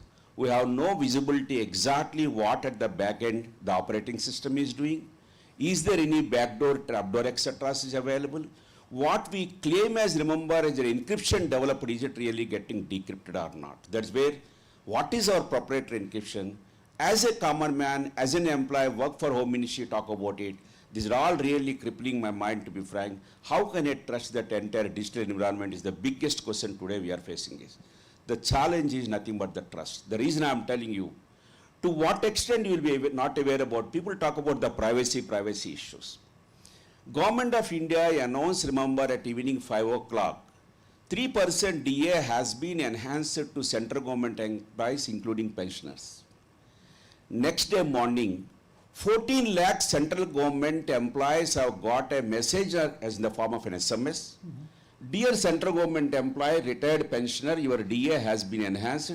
Please click here and submit so that your arrears will get credited to your account. The question mark is how the fraudsters are having 15 lakh central government employees, remember, name, mobile number, pension payment order numbers are available. And today go to Palika Bazaar, for 10 rupees they are selling in a CD the list of all central government employees, their pension payment order numbers, etc. So are we thinking more about privacy in this country? Where is the mechanism? That's where is the framework? So trusted computing, trusted, remember, whatever you talk about is still a trust in the minds of what? Many one of us. But still we have to move with the technology, we are really moving ahead. That's what I want to say. So, yeah. So continuing that discussion, right? So now we are in the age of AI, and AI is very data hungry. You need a huge amount of data Exactly. to train AI, right? And and data is locked up in this silos, and people are concerned about privacy. So is there a trade-off here, right, between AI deployment and privacy aspects, right, of people? Right. Yeah. Again, I will try to answer because among all, I am the one Mr. remaining all DRs, doctorates, okay? So I don't done any much research, but mine is a practical experience of investigating cases. Today, why the whole world is looking at India? Thanks to 140 crores, big databases. With the databases, their algorithms will work very perfectly, right? Because we know the models you can build based on our data. And the root cause of all this today, everybody talk about, yes, 2008 I have seen the deepfake videos.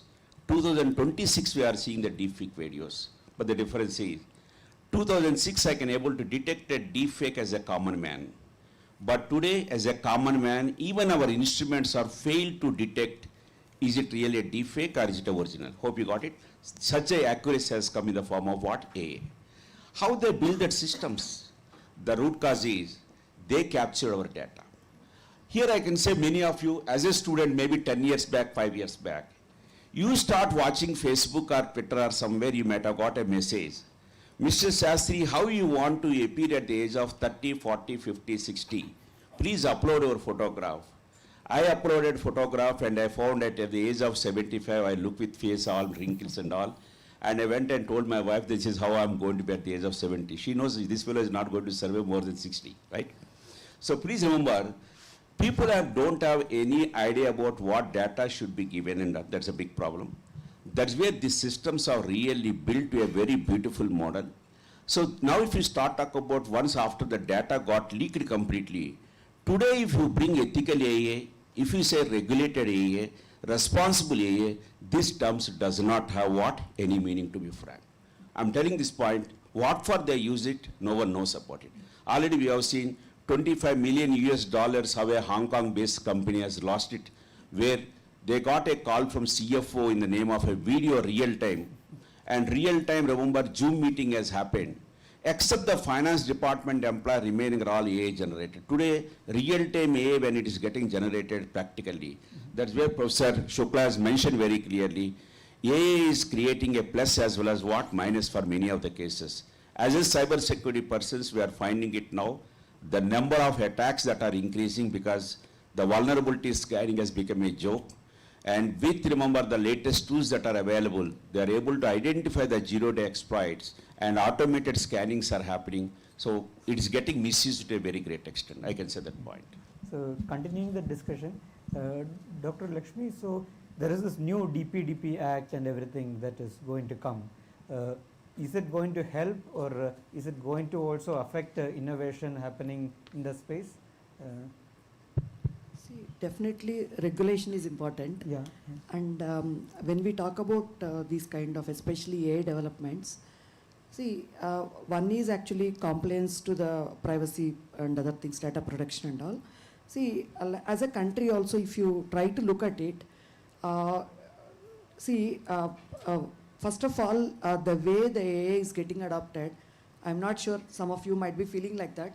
Some of the problems which we can try to solve in a straightforward manner, people are saying that I am using AI in this particular thing. So that is the way AI. Maybe the most important thing as a nation, what is required is, we have to really identify or evolve some kind of guidelines or something. When exactly we need to go for AI in solving a problem, what kind of problems for which we need to use AI. Something which is important, because at one end we talk about global warming and it's everything directly going to use the compute and hit our the mankind, right? So that is something which is very crucial. And another thing is, you talked about the controlling or restricting kind of thing. See, definitely there is a requirement. The reason is, even if you talk about, say someone builds some solution and gives to an enterprise, okay, it is going to improve your efficiency by this time or something like that. But see, we are not sure about anything. That people may try to download and install in an organization. So people don't know whether there exists some backdoors into that particular solutions, because some LLMs or something they would have deployed. And whether the data which they are trained, whether it is relevant to solve the problems for that particular specific environment, people may not be.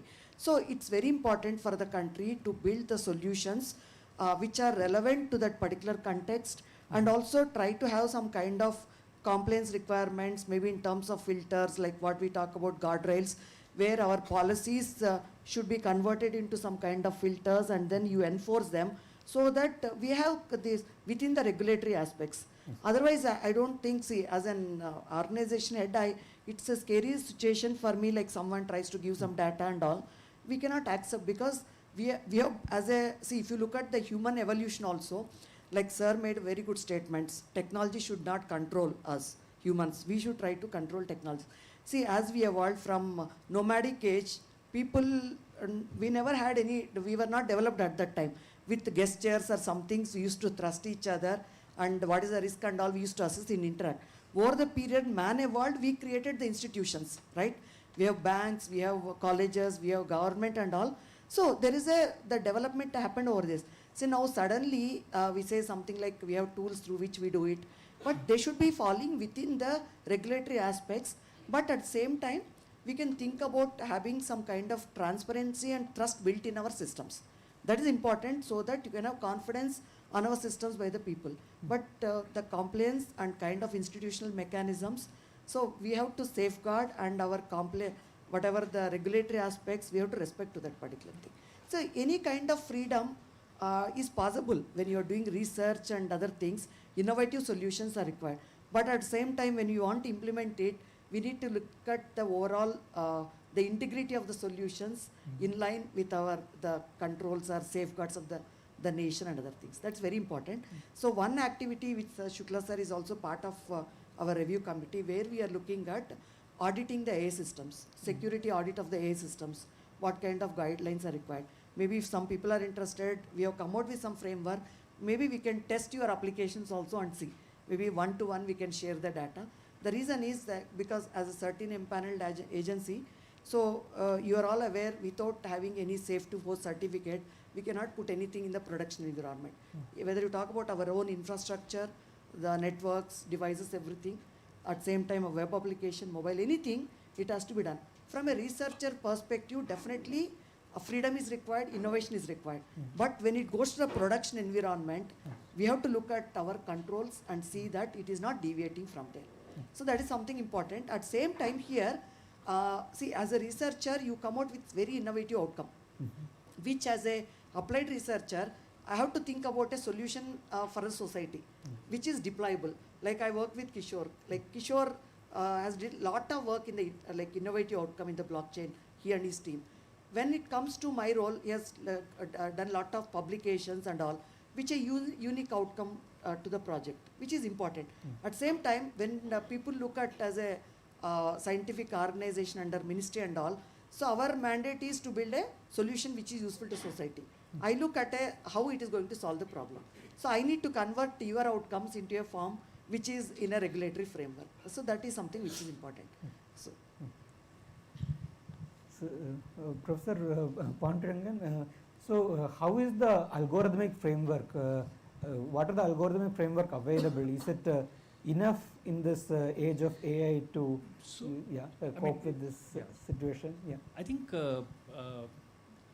I think there are a lot of there's a lot of progress in the mathematical aspect and so for example, right? So there is these notions of differential privacy, homomorphic encryptions, federated learning, etc. So which basically are supposed to kind of make sure that your data is safe and so on and so forth. I think the problem lies, and apparently a lot of these, at least the big companies, right, Google and all the Microsofts and so on.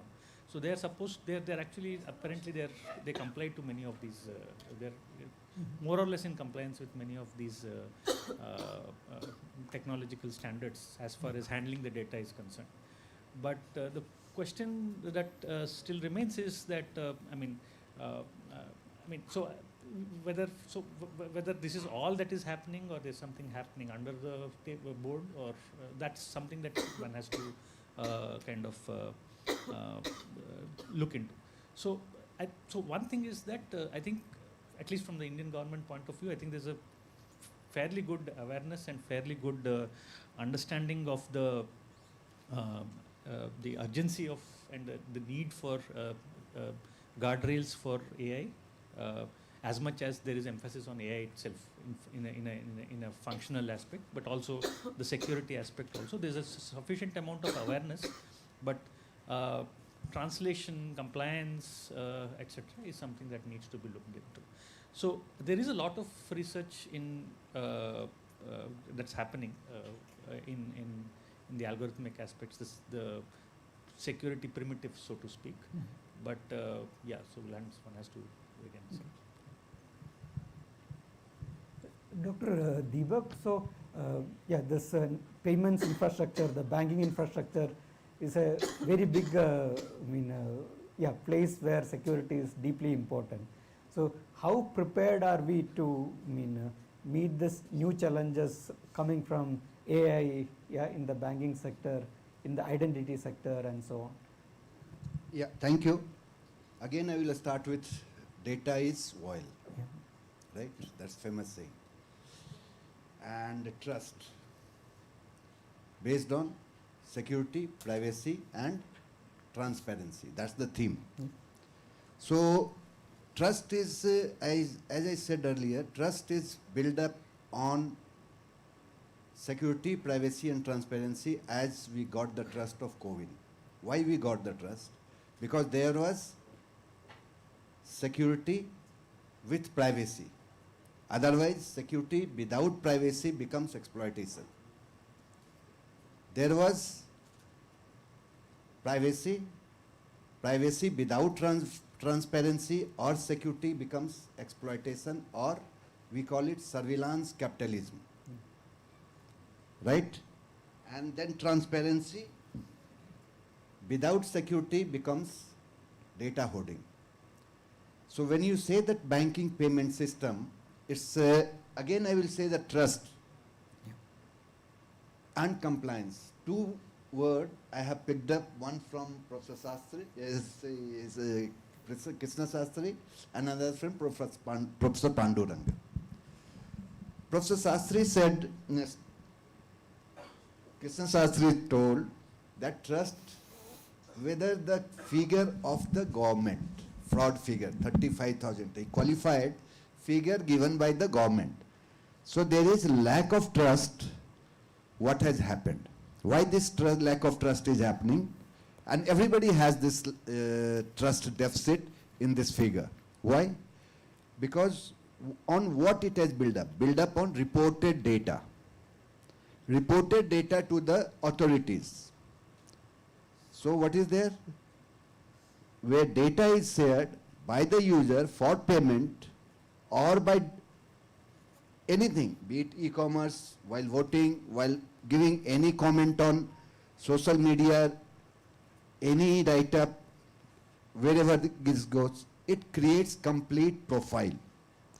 So what is happening here? It's not the data, how it is interpreted and how it is shared. It's not the ownership of the data, but it's exploitation of the data, if we say so. Why we say so, exploitation? Because in economics again, production is efficient and optimum use of its inputs. If certain inputs is used excessively, then it becomes exploitation, whether it's labor, whether it's capital, whether it's any natural resources. So here data exploitation is happening, but it's not being used for intended purpose and exploited by the data owner, that is data, then it becomes, in banking system, again I told that UPI, or for that matter, complete banking payment system in India is unique. Nobody is near this for last 6-7 years. We are uncontested number one. Everybody knows UPI by its volume, but by its complexity, NEFT, RTGS, we are number one. No other country can claim 24/365 NEFT and RTGS, two systems where settlements happen in central bank. That means if settlement is happening in central bank, there's a finality of settlement. That's the ultimate thing in any payment system. UPI or IMPS does not say finality of settlement, though it's instant payment. Whereas RTGS, since it's settled between different banks, payee and receiver's bank, so that's called finality of settlement. So NEFT RTGS, two payment system with finality of settlement is running on 24/365 since 2019 and 20 respectively. No other country is near that. Three countries claim that they have, but they run only 20/252. That means every day they shut for 4 hours or every week they shut, but we don't. We are using the same infra, same server, same database, but we have done our own system and our own, if we say so in very lighter version, Jugaad technology that we are claiming that last 6-7 years nobody has come near that. So banking system is quite sure, and the frauds number. If we say fraud numbers, today it's in digital, so it's more transparent. Earlier it was algorithmic, physical, so it was not reported and not consolidated or aggregated at country level. Be it fake note, distribution of fake notes, smaller denomination, higher denomination, so that has been replaced by smaller UPI. Even coin fake, all these things. So our payment system, which was cash driven, check driven, were more fraud prone than what we have today. The loss, if we analyze the complete data, consolidated data, whatever, again earlier also it's reported data, it is much less, and again I am saying based on analytical data figure available in the central bank of the country, and central bank of the country, if I am saying this data, again you can also derive data based on Indian economy on RBI website is there, different factor, it will not be at one place, but you have to define different components and you can do that. So we have to build up the trust. Right now, again trust, how it gets lost. LPG cylinder booking has increased by 36%. Why? It's fear, lack of trust. So everybody is hoarding 5 to 6 cylinder. Again, empirical data evidence is there that during COVID, second phase, when there was a lot of oxygen, everybody is having hoarding of oxygen cylinders. Somebody was saying, okay, I am having at home, but while for car also I am having. Somebody is saying that I was having an office, I keep something at office also and in car also. Whereas the person could have managed with one. So 2 liter this, 2 liter that, I know few people, and again this data also has done. So this DPDP just I will mention, so that I mentioned the word surveillance capitalism. So data, why again capitalism? Because data is open, we just don't mind sharing our data while we vote, what we do our transaction, while we take loan, or whatever transaction we are doing, e-commerce.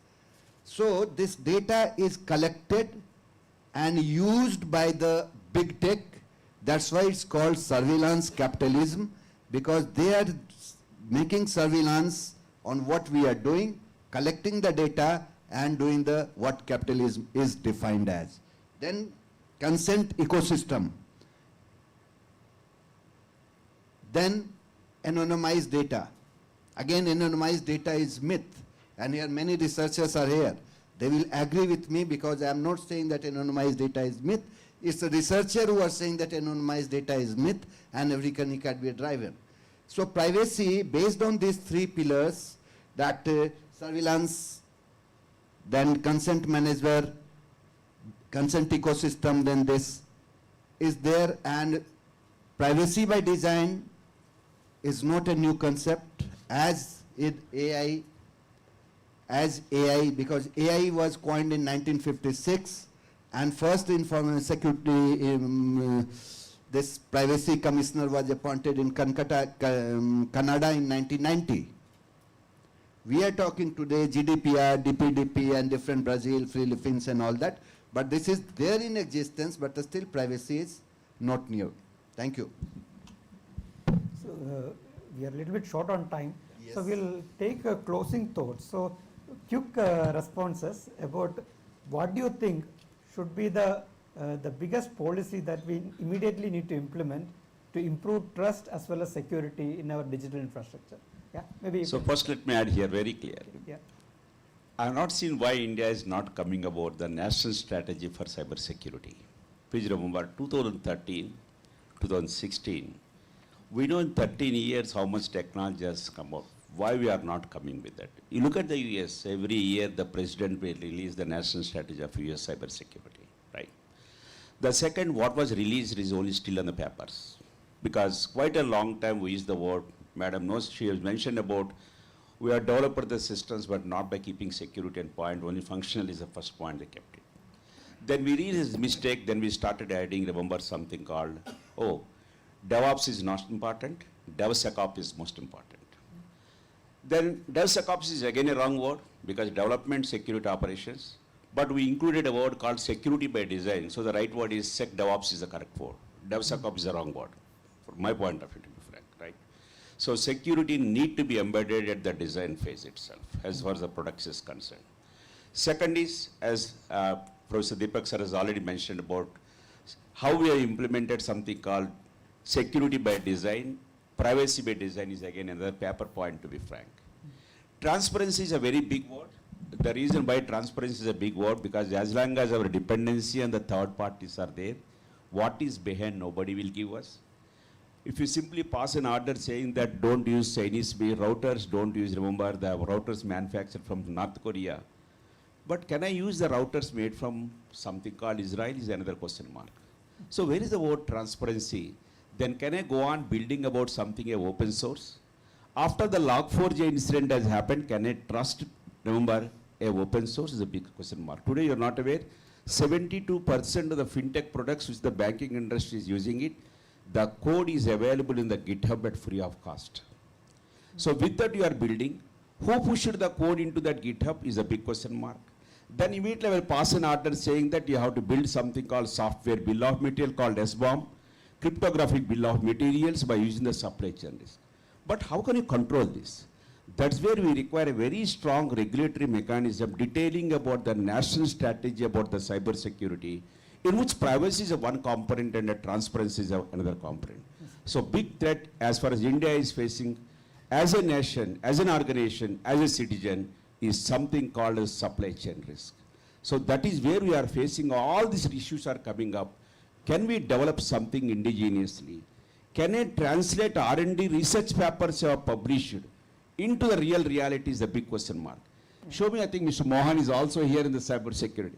So many single cyber security products today we are using is indigenously developed.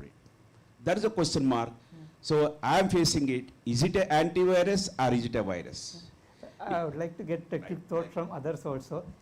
What do you think should be the biggest policy change needed? Quickly in one or two sentences. I think the government level, definitely a lot of efforts are happening. I think, let us see from our end how we can be part of that change, right? So, like every one of us are aware, like we need to have our indigenous solutions. So I agree with you, with sir also, like there are various solutions, like we may not be aware sometimes, like we have M-Kavach 2, I think, I don't know how many are using, but it is one of the indigenous homegrown solution. 50 lakh users are there with almost 4.3 rating. And we have, I will tell you some more things, may not be, which we are not aware, and sometimes no, we should try to encourage our own outcomes. That's also very important. And see, the niche R&D happens at the various institutes like IITs, IIITs. We are applied research organizations. If we come together, we can do wonderful things for the country along with our Indian industry. That if we try to promote, we can be the world leaders in the next few years. Even government is also motivating the same. Whatever Shivkumar sir told about, that's what government is trying to think about, having such solutions homegrown in the country and encouraging the researchers, industry to take it up. So indigenous solutions is something, and definitely see the very good papers are published at the international level. So unique R&D outcomes, if they become the features of the indigenous solutions, we'll have the best products in the world, which we need to convert. And for that, no, collaboration is something which is very, very critical. So it's not actually working together in projects. We need to work together towards the products. It should drive towards the products. That is something important for us. And definitely there is the lot of push from government in this direction. And you see the kind of funding which is given to the organizations, that itself indicates that they are very keen in this particular direction. So, and one more thing is like the students who come out from the colleges and all, like they need to be driven towards the secure software development life cycle, security by design, privacy by design. Many times the recent agile methodologies and all, people are not looking at software development life cycle itself, but it's very important from the requirements phase, understanding, because cyber security is not a separate domain or anything. Every software developer need to have awareness about the cyber security. That's the important thing. So that we need to inculcate in our students and the professionals. Another important thing is we look for indigenous products. At the same time, whatever we are importing, whether we have the capabilities towards testing them, security evaluation of IoT devices, security evaluation of the products, whether verifiable proofs are there in those devices, which will help us to test whether there are any hidden supply chain challenges. I think these kind of things we need to look at the same time, large scale drive towards the skilling, like Pandran was mentioning about that. So it is a collaborative. Once we come together, definitely with our skill set, we can try to build next 10 years, we can become the leaders in the cyber security for the world. This is what I would like to share. Yes, so I think we are closing. I think we are already closing. So thank you everyone. It was a very enlightening discussion. So we heard viewpoints about increasing cyber attack surface, which people are not realizing. The requirement for training people, more qualified professionals has to be trained. The requirement for having a digital sovereignty related to products, related to cyber security, as well as people need to be more aware about the data as the big oil, right? The data getting out and easily becoming available, and that becoming a big threat. So I thank you everyone. Please closing thoughts. Yes. Just I will take few seconds. Yeah. I say this today, the biggest challenge is AI. Cyber security is derived from that. And fourth revolution was ICT based revolution. This is fifth revolution, advent of fifth revolution, and where we have to develop the capacity to process the data, develop the policy to facilitate that, develop the power and skilled manpower to democratize that and own that. Thank you very much. Thank you everyone. Yeah.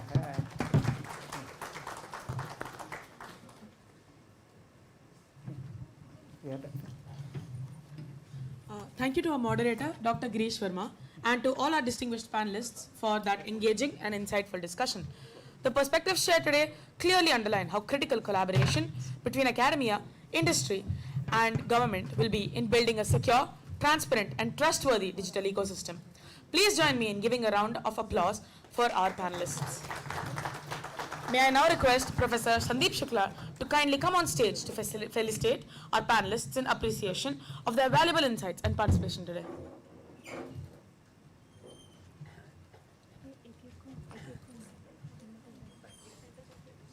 Nice to meet you.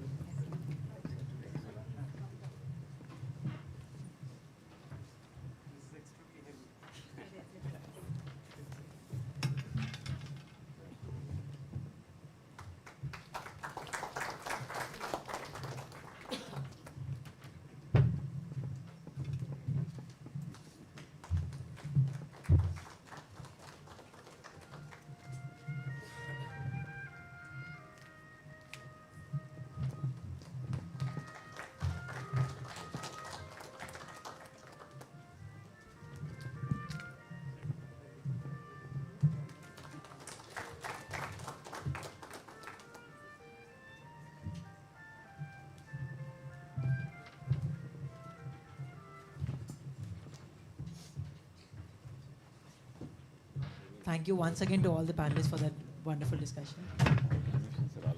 Now I would like to invite Dr. Akansha Nathani, Chair of the R&D Showcase Organizing Committee, to share an overview of the showcase and a few words about the confluences that will be taking place tomorrow and today over the showcase. Hello and good morning to everyone. Thank you for staying in the session so far.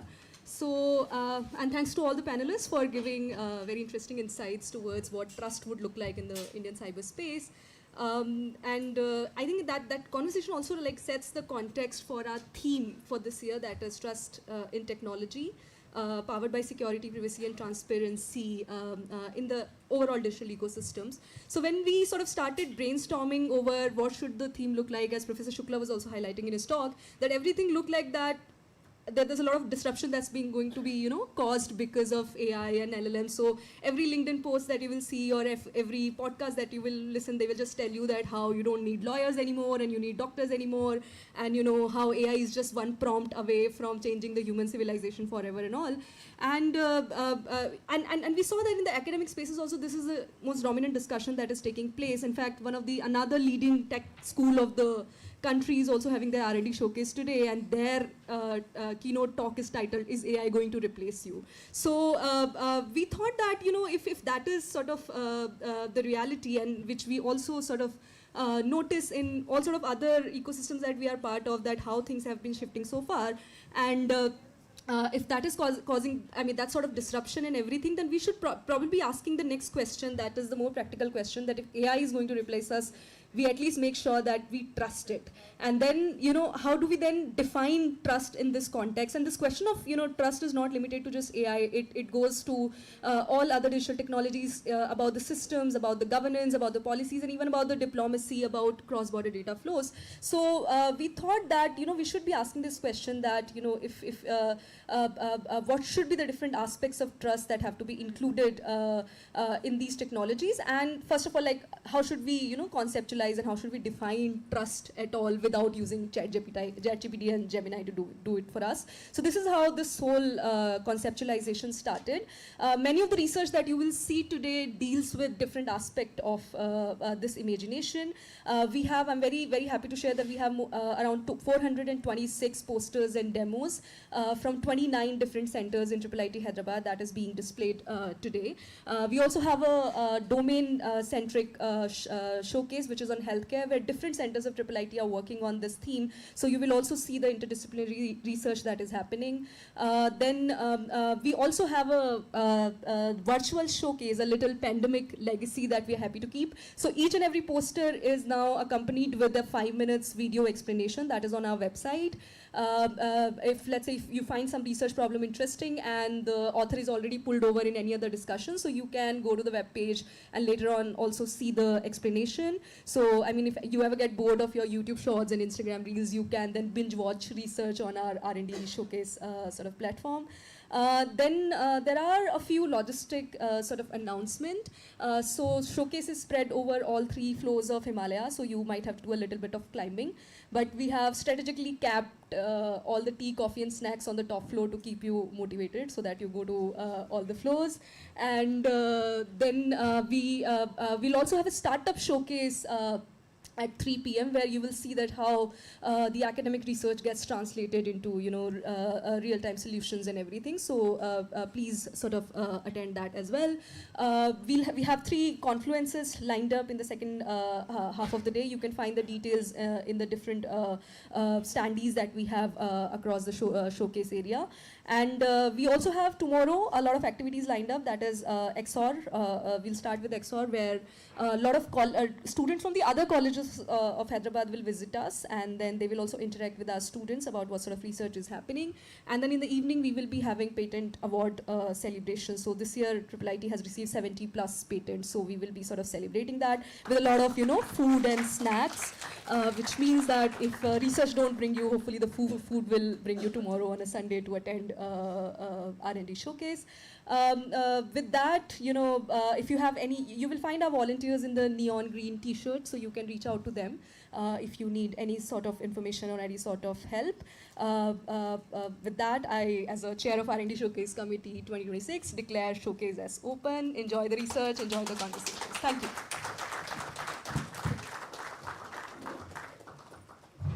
that brings us to the end of our inaugural session. We now invite all our guests to make their way to the Kohli Research Block and the Himalaya Block, where our R&D showcase is on display. Our researchers and students will be there to walk you through their work.